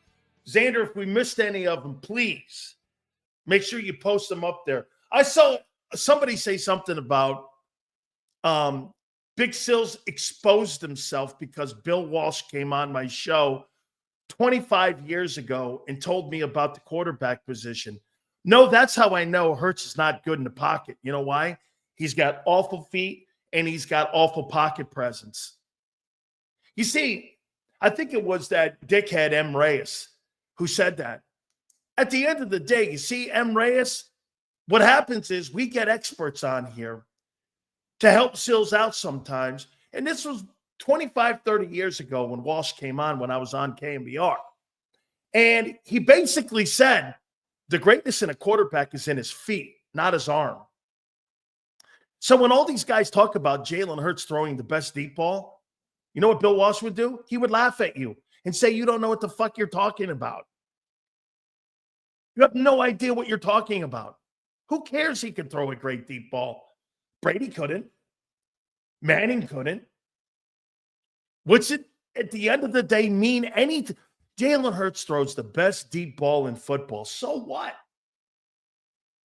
He doesn't throw the best quarterback, that's for sure. Look at his offense. Look at how bad he is in the pocket. By the way, I am sick and tired of candy coating this guy's ass here with this. He's not good in the pocket as a passer. He's a good football player. He's a good football player. As a starting quarterback, as a guy you need to have to run your football team, he keeps you know why now I know why you can't close games out. You can't close games out because your quarterback keeps everybody close. Because your quarterback doesn't know how to run an offense. It's very simple. This is not hard to figure out. Hey, by the way, I give Jordan Malott a lot of credit. He answered it perfectly when asked the question about Jalen Hurts and A.J. Brown. He goes, I don't want anything to do with this. He goes, I don't want anything to do with this conversation. And he ended it just like that. That's a perfect way. Let me ask you something. Who's the leader on this Eagle team? And I don't want to hear a collection of guys. Who's the leader on this team? I love the way Malott handled it. I'm not answering that. I don't care. And you know what? It's none of your business on what their relationship is. It really isn't. It's none of my business. It's not. Who's the leader on this team? Who's the leader on the Eagles right now? If you had to pick one guy that you would follow into a battle, who's that guy? One guy. I'm not following Lane.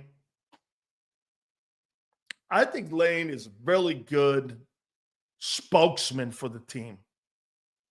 I don't look at Lane as being a leader. I think he's a good tenured guy and has some leadership qualities, but I don't look at that. That guy doesn't motivate me to make me want to go out and play. That's not him. Not for me. Saquon, I like Saquon. I like that. By the way, I'm going to give you a little something here on Saquon and how he's handled this. I think this shows you Saquon Barkley's the leader of that team. Most notably, the leader of the offense. What? Hey, Yale, everyone, why do you think why is Saquon Barkley the leader?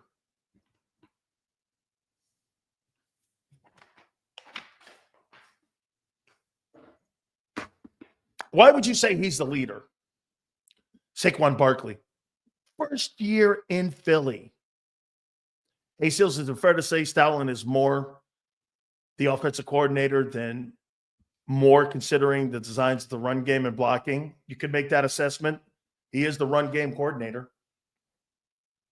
Here's why Saquon Barkley is the leader of the Philadelphia Eagles offense and not Jalen Hurts, Lane Johnson, maybe to some extent Jordan Mailata. You know why it's Barkley? Who's the one guy that hasn't said shit this entire week? And this is basically about him. Has been Barkley. He said nothing. He's kept quiet. He's kept to his business. He's not answered questions. He's not in front of a mic. All of this is about him. About the run game. About how the wide receivers aren't getting theirs. This is about Barkley. And he's the quietest guy in the room. And he's not said anything. You know why? Because he's a grown-up. And he's acting like a grown-up. Hurts, AJ, Nick, all these guys, Jason Kelsey, all these guys are all squawking away. Who's the one guy that's putting team first by not saying anything? Saquon Barkley. I'll give you an example of this. This is when you know you got leadership. Two guys I'm going to point to in this thing here. Ready? I remember when Kevin Durant went to Golden State and everyone was concerned about the leadership on the team. Remember what Kevin Durant said? No. This is Kevin Durant's team. Kevin Durant is the star of this team. Kevin Durant. And you were like, no, he's not. Steph Curry. I'll give you another example. Okay? You remember when LeBron went to Miami? Dwayne Wade went, no. This is LeBron's team. Those two guys knew for them to win a championship, the egos of those two guys had to be pacified. A little bit what Jason Cole said. They had to be pacified. And so what did those two guys do to win championships? They went like this. No. Those two guys right there, this is the reason we're going to win a title. That's right, Forrest. These guys were so humbled. They're just great leaders. Two leaders, Saquon and Zach Bond, by performance. And also by the way they act in the locker room. I may have missed it, but who are you talking about tonight? Talking about the team. What we're talking about. Saquon Barkley is the true leader of the Philadelphia Eagles because he's the quietest guy in the room. The loudest guy in the room is usually the weakest guy in the room. Okay? They're usually the weakest, especially on a team. But when you have a guy who doesn't say shit, Barkley, hey, by the way, I might have missed it. Xander, anybody. Did Barkley say anything this week? Was he at all asked the press conference? Why did we have to hear from AJ and Hurts and Brandon Graham and Nick? This was all about one guy. All of the touches that Saquon Barkley's getting. Barkley stayed out of it. That's a team guy. Barkley's like, you know what he's going to do now? Saquon Barkley is such the most valuable player in this league. Now he's got to manage egos because egos are getting the best of the Eagles right now, or at least this week. That doesn't mean it's going to Sunday. I'm not saying it's bleeding into Sunday yet, but it got to them. Sharing the wealth, finding a treasure chest, and splitting up the riches. They can't do it. One guy's complaining. I didn't get my touches. You're 11-2. I told you from day one he'd have a problem with AJ, this style of play. I said, it's only a matter of time.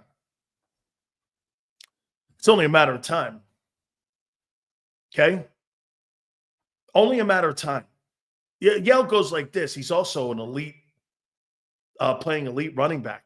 I think he's an elite person, Yale. I think he's an elite person. I'll tell you what. Obviously, I've been exceptionally impressed with his ability, but I've been more impressed with his leadership and how he handles himself and how he conducts himself. Okay? I do. I like it.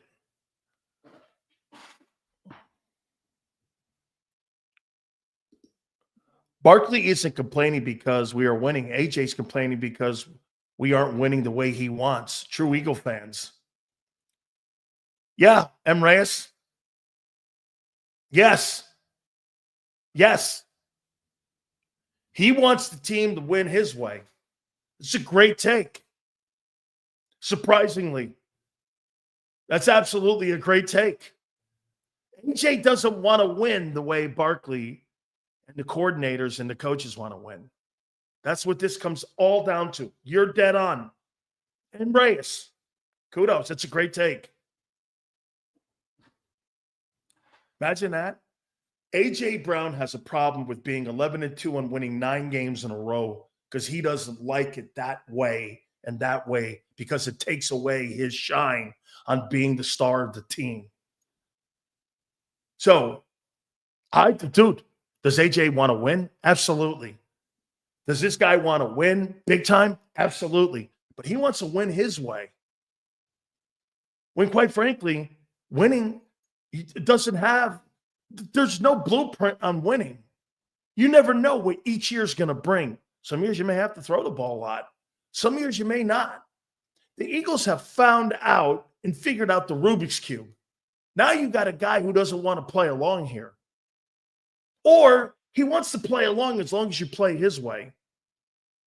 That's not a sacrifice. That's not a sacrifice. It's not.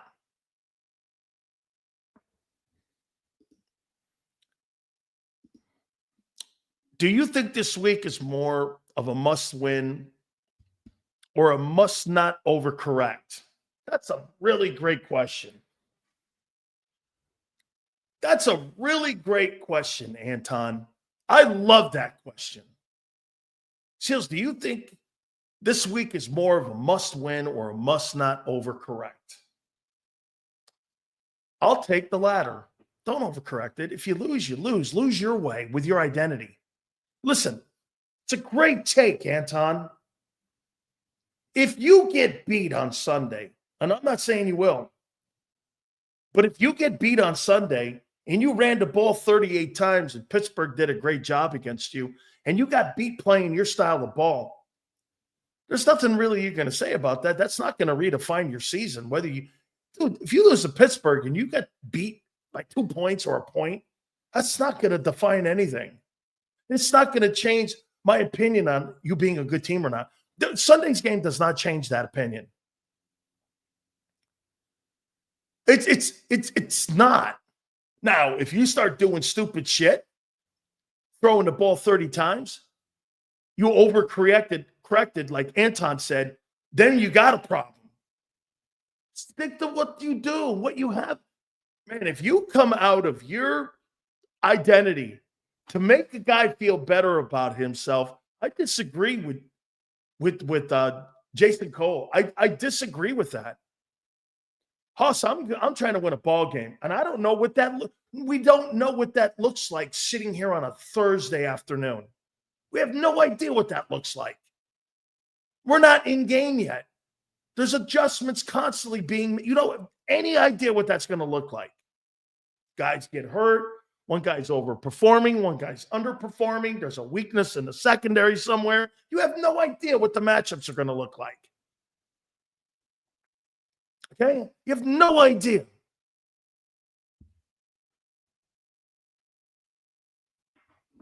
Okay, none. Now, do I think it's a must-win? I'll tell you what, if I were Nick Sirianni, I think it's a perception must-win. Because if they lose, you know what people are going to immediately say? Well, here we go. 2023, meltdown. Nick couldn't correct it. I'm not going to say that if they stick to what they do. They run the ball 38 times, they get beat by a point, and they don't come unglued and overcorrect, like Anton says. I'm going to go like this. You got beat. Pittsburgh's a good team. Anybody's capable of getting beat anytime in the game. And it doesn't really matter. Now, it matters home field. I get it.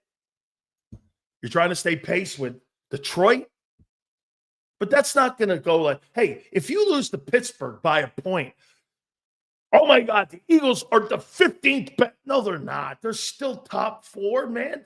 And if you're in the top 4 in this year, the top 4 teams, look, here are the top 4 teams. And I don't really think it's anybody else. It's Lions, it's Eagles, it's Chiefs, and it's Bills. Then it's everyone else. You got the Ravens kind of on the outside, and you got kind of the Packers over there. Maybe the Vikings. Maybe. Okay? Maybe. But it's those 4 teams. Those are the 4 best teams. And you know what we'll do? Whoever loses this week, we'll reshuffle those 4 teams. But those are the 4 teams that are going to win. Hey, if I had to pick these 4 versus the field, I'm taking these 4. Bills, Chiefs, Eagles, Lions. Somebody out of that 4 is going to win the Super Bowl. Okay? Somebody's in there going to win.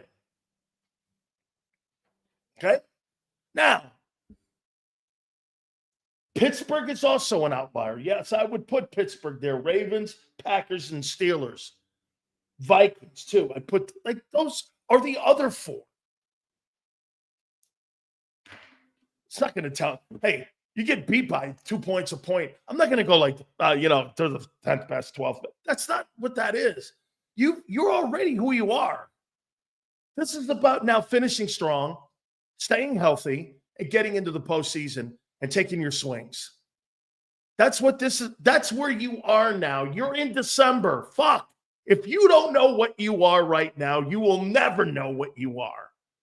Get this. Last year, you had no idea who you were going into December. None. Now you know exactly what you are. And by the way, AJ kicking his heels up because he's not getting his targets. I mean, I think it's actually a good strategy for the Steelers to have to worry about it. Maybe what you do is you still use them as a D. I don't know. Man, if that's me and I'm Kellen Moore and I'm Nick Sirianni and I'm Saquon Barkley and I'm Jalen Hurts and I'm everybody in that huddle, why in the world would I change the direction of the team just to make somebody feel better about themselves? Fuck, that's not team football. I don't even know what that is. That's like stupid shit. I'm not going to stop what I'm doing to make you feel better about yourself. I mean, that's what people want. You're right. You're on a roll. Like Yale, you're on a roll. Why fucking take it off the roll? You got momentum right now. Why would you do anything different? You can't change. Hey, I constantly get on you guys by saying you're not going to win a Super Bowl because you can't throw the ball. Okay, that may be well and good. But Sills, we've won 9 in a row. We're 11-2 winning this way. And I would tell you this, you better keep doing it. Keep doing it this way. Don't listen to me because we'll find out in the end if I was right or wrong. But right now, I'm wrong.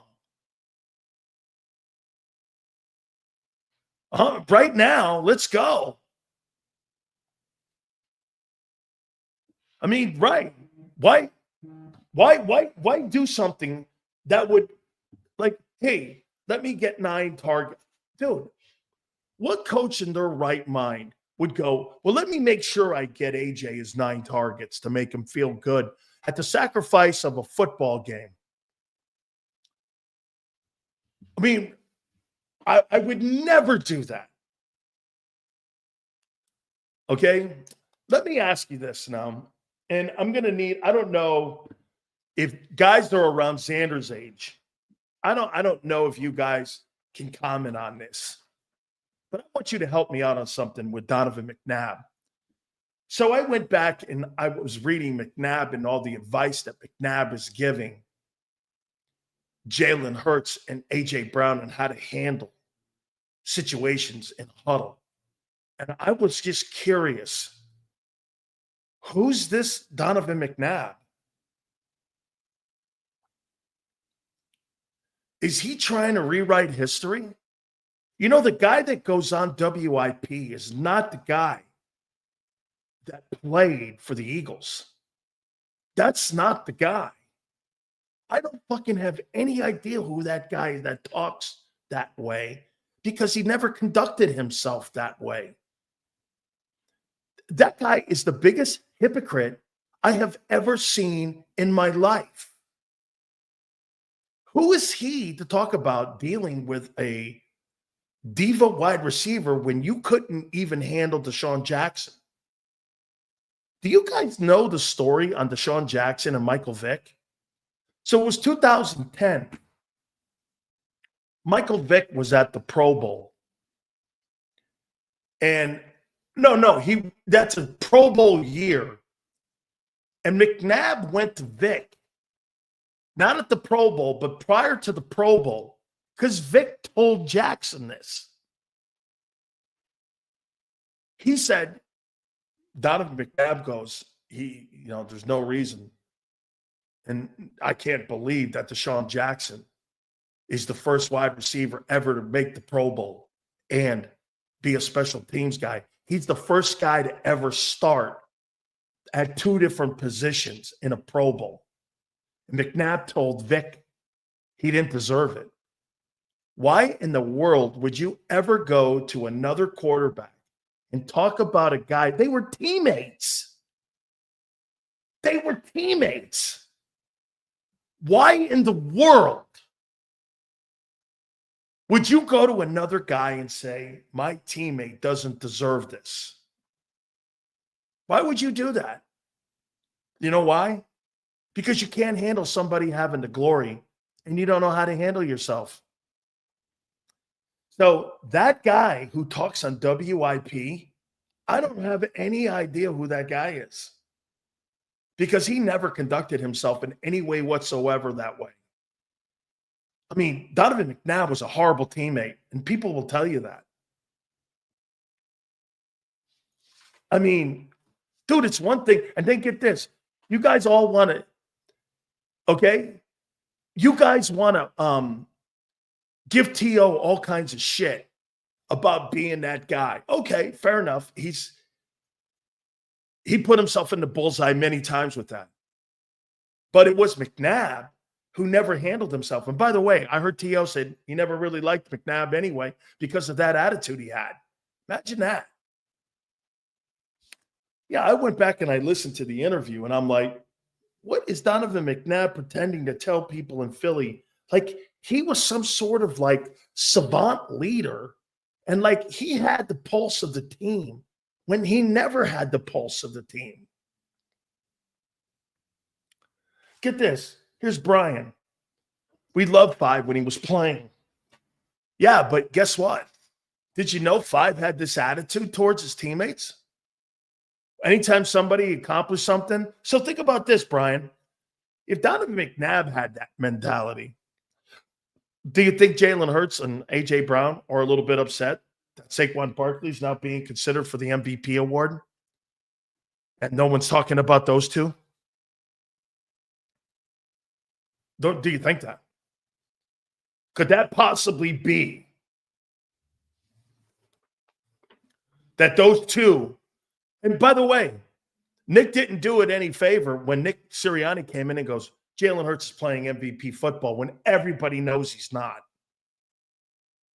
Oh, no, man, Jalen's doing such a great job not turning the ball over. Why would you throw that out of all things? Jalen's doing a great job of not turning the ball over. Fuck, that's your number one job. It's not to throw for touchdowns. It's to not turn the ball over. Jimmy Johnson says it all the time. It's not about the great explosion plays you make. It's about the screw-ups you don't make. That's what loses ball games. And he went out of his way. Well, this guy's an MVP. No, he's not.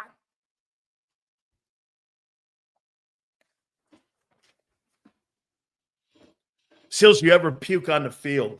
I did. Okay. I did do that. So he's doing a good job? No, I think he's doing an okay job. If you want to go there, sure. Okay. Sure. Yes, I think I've told some of you the story. My first play in the NFL was against the Bears and Walter Payton. And Peyton hit me on a trap block twice. And I vomited through my mask because he hit me so hard. And it was second down. Then he did it again. I'll tell you one thing about Walter Payton, man. He could fucking block. He hit me so hard, man. I couldn't believe it. My first 2 plays in the NFL came in on a wham block. Bam. Irv Randall was my linebacker, John Randall's brother. And I threw up right there. I go, thank God it's third down. He goes, it's second down. I was like, shit. Right there at Tampa Stadium, 100 degrees. 100 degrees right there at Tampa Stadium, man. Holy shit. Yeah, I probably so. It was my first game. Yeah, get this. My first game, John Madden, Pat Summerall called the game. Get this. It was the first game back from the strike. And Pat Summerall and John Madden, I posted. Pat Summerall goes, see that guy? That guy was going to play college football this year. That Sileo kid right there. He would end up helping me get my first radio job at KMBR in San Francisco. John Madden helped me get my first broadcasting job.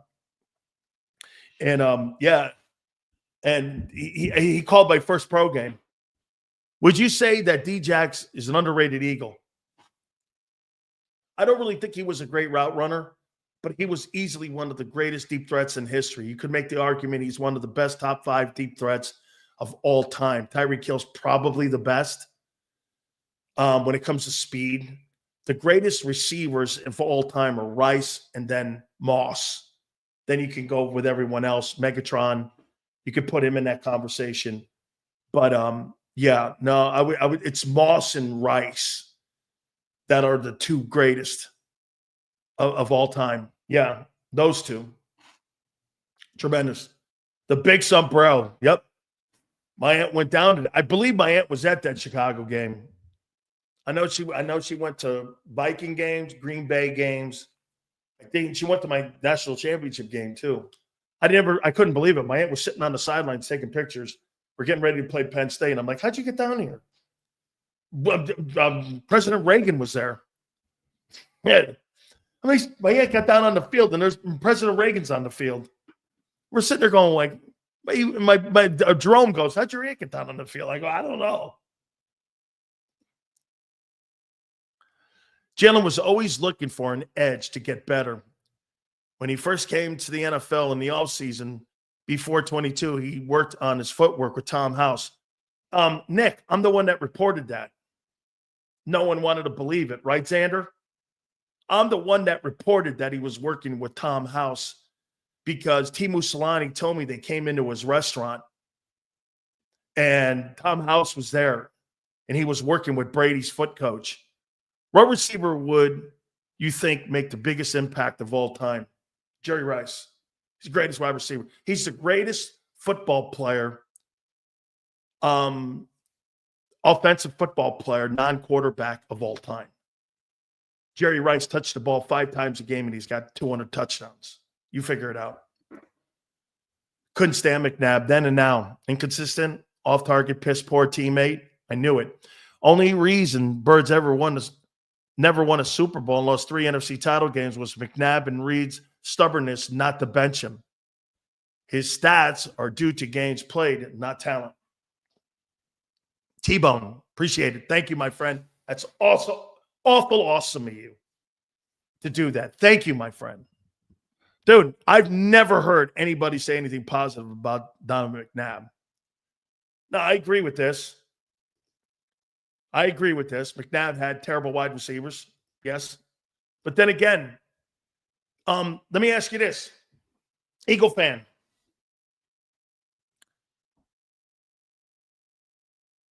Doesn't Patrick Mahomes have horrible wide receivers too?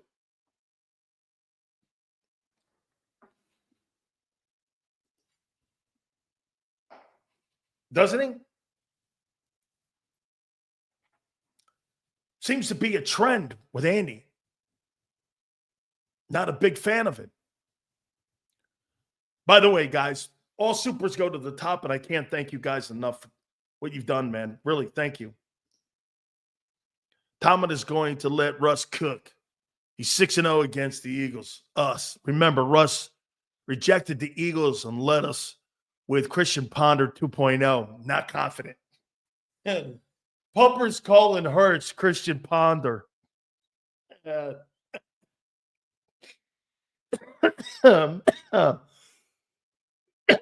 man. Christian Ponder. Hey, Pumper, this old lady does wear Louis Vuittons. Okay? She does wear Louis Vuittons. Thank you, Pumper. How can I put this?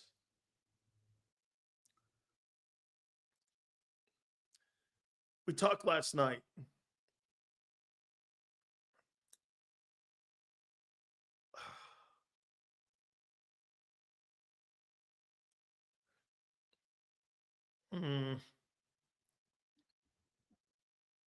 What do you want to know? What do you want to know? No. Clint will be a DC somewhere else. He'll get another job as a defense coordinator. He's too good a coach. Okay? If you were the coach, what are you telling Jalen this week? Stick to what we're doing. Don't deviate off it. You do what's best for the team. Do what's best for the team. Okay? Do what's best for the team. If you think getting him 9 targets is the best for the team, that's on you. Jalen Hurts have to have some responsibility here with this. Barkley could easily get upset about all the TDs he loses. Absolutely. Big rhythm. That's so good. And it hurts. Jalen Hurts actually hurts his case for the MVP award. That's exactly what you mean. Yeah. Think about that. He doesn't complain. That's why his agent didn't put any touchdown incentives in his contract, because he knew that he wouldn't be getting any of those touchdowns because of the tush push. He could totally be getting pissed off about that. Why not give Barkley a better chance to win the MVP award? No, he never complains. It is the Yale. Yale says that's the right answer. Well, how come AJ doesn't have the right answer? That's right, man. That dude's a grown man. He's a grown man. He's a great leader.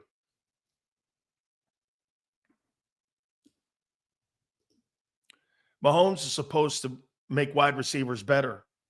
He does. They win Super Bowls.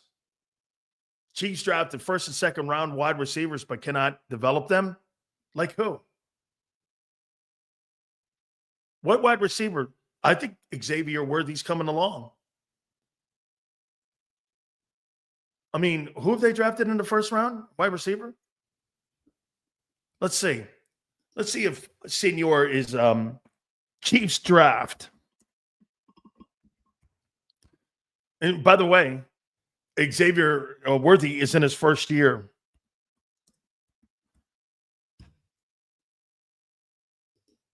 Let's see what wide receivers that Kansas City has drafted since Mahomes has been there. Let's see. Xavier Worthy. He was a 28th pick. Rashee Rice. Both those guys are playing. Sky Moore. Who's Sky Moore? was taken in the second round. Okay. Cornell Powell was taken in the 5th round. Who's that? Malcolm Hardman, who stunk 2019. They won a Super Bowl that year. Some of these guys are known. Patrick Mahomes came in 2017. This is the wide receivers that they've drafted. 6th rounder Traymon Smith. Marco Hardman in 2019 was the 56th pick. He wasn't a first round. He was a second. That's what I was taking, 56th. They didn't draft a wide receiver in 20. They drafted a guy in the 5th round. They drafted another guy in the 3rd round in 22. They drafted a guy in the 2nd round, and Rashee Rice, and the other guy starts. Developing wide receivers? I don't know what you're talking about, guy. Patrick Mahomes, since he's been in Kansas City, he's won 3 Super Bowls. With guys on either rookie contracts. They don't have any experienced wide receivers there. How's he winning these Super Bowls? So you're telling me it's all Mahomes then? Is that right? This guy here just exposes himself sometimes with those shitty takes of his. It's classic. I mean, and by the way, who gives a shit who they draft as long as Mahomes wins Super Bowls? Does it matter? No. All right. Hey, don't forget our good friends at BetUS. Make sure you guys team yourself up with our friends at BetUS during this football season. And we are so proud to be able to give you the YouTube 150. That's right, 150% on your 2K sign-in bonus, 125 in your second and third. Simple. Also, home of Michael Vick, speaking of Vick, and if you're into crypto, 200% of your sign-in bonus up to 2K. And crypto is there for you as well. Go to betus.com.pa. That's betus.com.pa. Fastest payouts in the business, 24/7 personalized service, 365 days of the year, live wagering on all major games. BetUS, that's right, baby. betus.com.pa. That's betus.com.pa. And do me a favor, you tell them Big Sil sent you. If you missed any of today's show on the JAKIB Media channel, listen to the podcast on your way home. Available on YouTube, Apple, and Spotify. Ignite your nights with free live entertainment daily, only at Live Casino and Hotel Philadelphia's Center Bar. 7 days a week, enjoy some of the region's top party bands, performers, and DJs as they take the stage in the heart of the casino action. Great cocktails, live music, and lively moments. It's all happening at Center Bar at Live Casino and Hotel Philadelphia. Visit livecasinophilly.com for more details and the complete list of upcoming events. Must be 21 or older. Gambling problem? Call 1-800-GAMBLER. The following is a real testimonial from the father of a young injured victim. I didn't think she was going to make it. Major Perry's daughter was the victim of a horrific accident caused by someone else's negligence. If you don't find the right counselor, law firm that you're looking for, you will get lost in the wilderness. Badly injured? Call the Fritz and Bianculli Law Firm at 215-458-2222 and find out why they say, "We got this." In our hometown, we all look out for each other. We step up to keep our communities going strong. And at Independence Blue Cross, we're here to keep you going strong as the #1 health insurer in the region.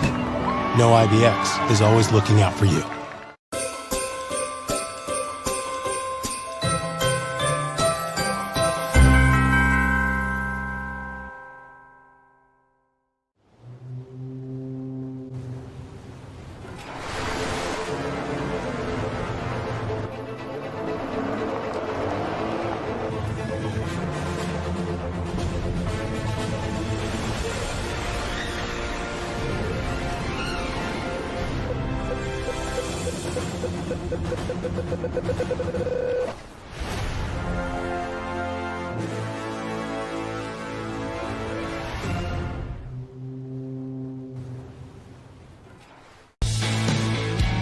We noticed that there was mold creeping into our basement about a year and a half ago, and wanted to make sure that we were getting rid of the problem permanently.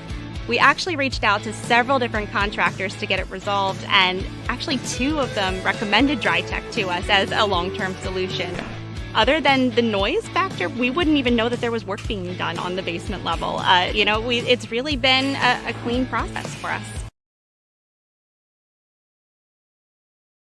Score and save this football season on your car insurance. Before the next game, save up to 40% on your auto insurance policy. That's right, 40% savings. Call an audible this season and contact the Del Val Insurance Group. They're an advocate for you, not an insurance company. That means they'll get you the right coverage and save you up to 40%. Call managing partners Fran or Jim of Del Val Insurance, 215-354-0122, or score and save at dvigi.com. dvigi.com.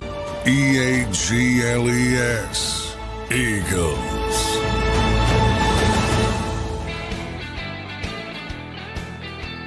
Speaking of BetUS, Big Sills here. Rams and 49ers tonight. Who do you have?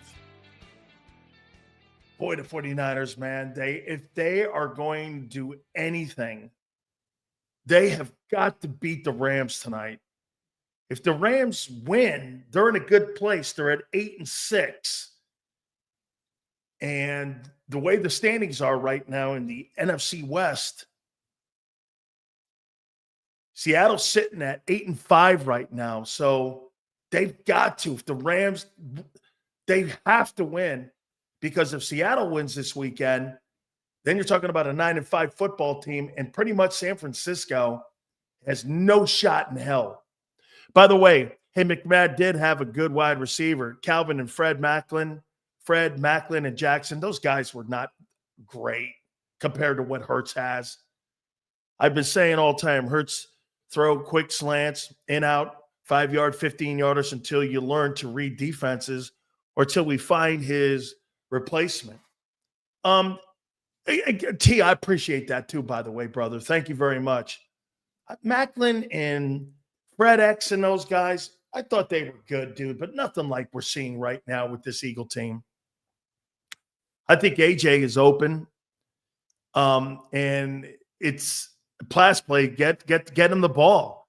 If Hurts hits AJ on any of those slant plays, the game's not even close. Dirty D, there's like 7 of them just in the last game. Absolutely. And by the way, T-Bone, I appreciate that, man. McNabb did have good receivers. I'll say this to you. D-Jax, I like D-Jax. I'm a Deshaun Jackson fan. Okay? Big Seals, does Andy Reid win Super Bowls with Hurts and with this roster? Great question. It's a great one, Rick.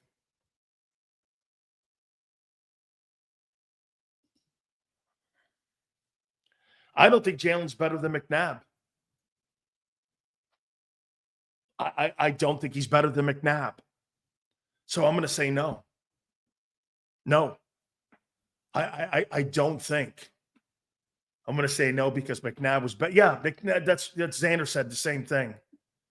Guys, you guys have been great. Thank you so much for the success of the show, for the super chats and the likes. You guys were absolutely great. I'm going to pick the Rams tonight to beat the 49ers tonight in Santa Clara. 28-24. I appreciate everybody. Big Z, Big Joe, thank you guys very much. Football Friday tomorrow, 2 to 6 Battle Royale with Holmes and with Philly 500 tomorrow as well. 2 to 6 Eastern, and we shall see you on the flip side.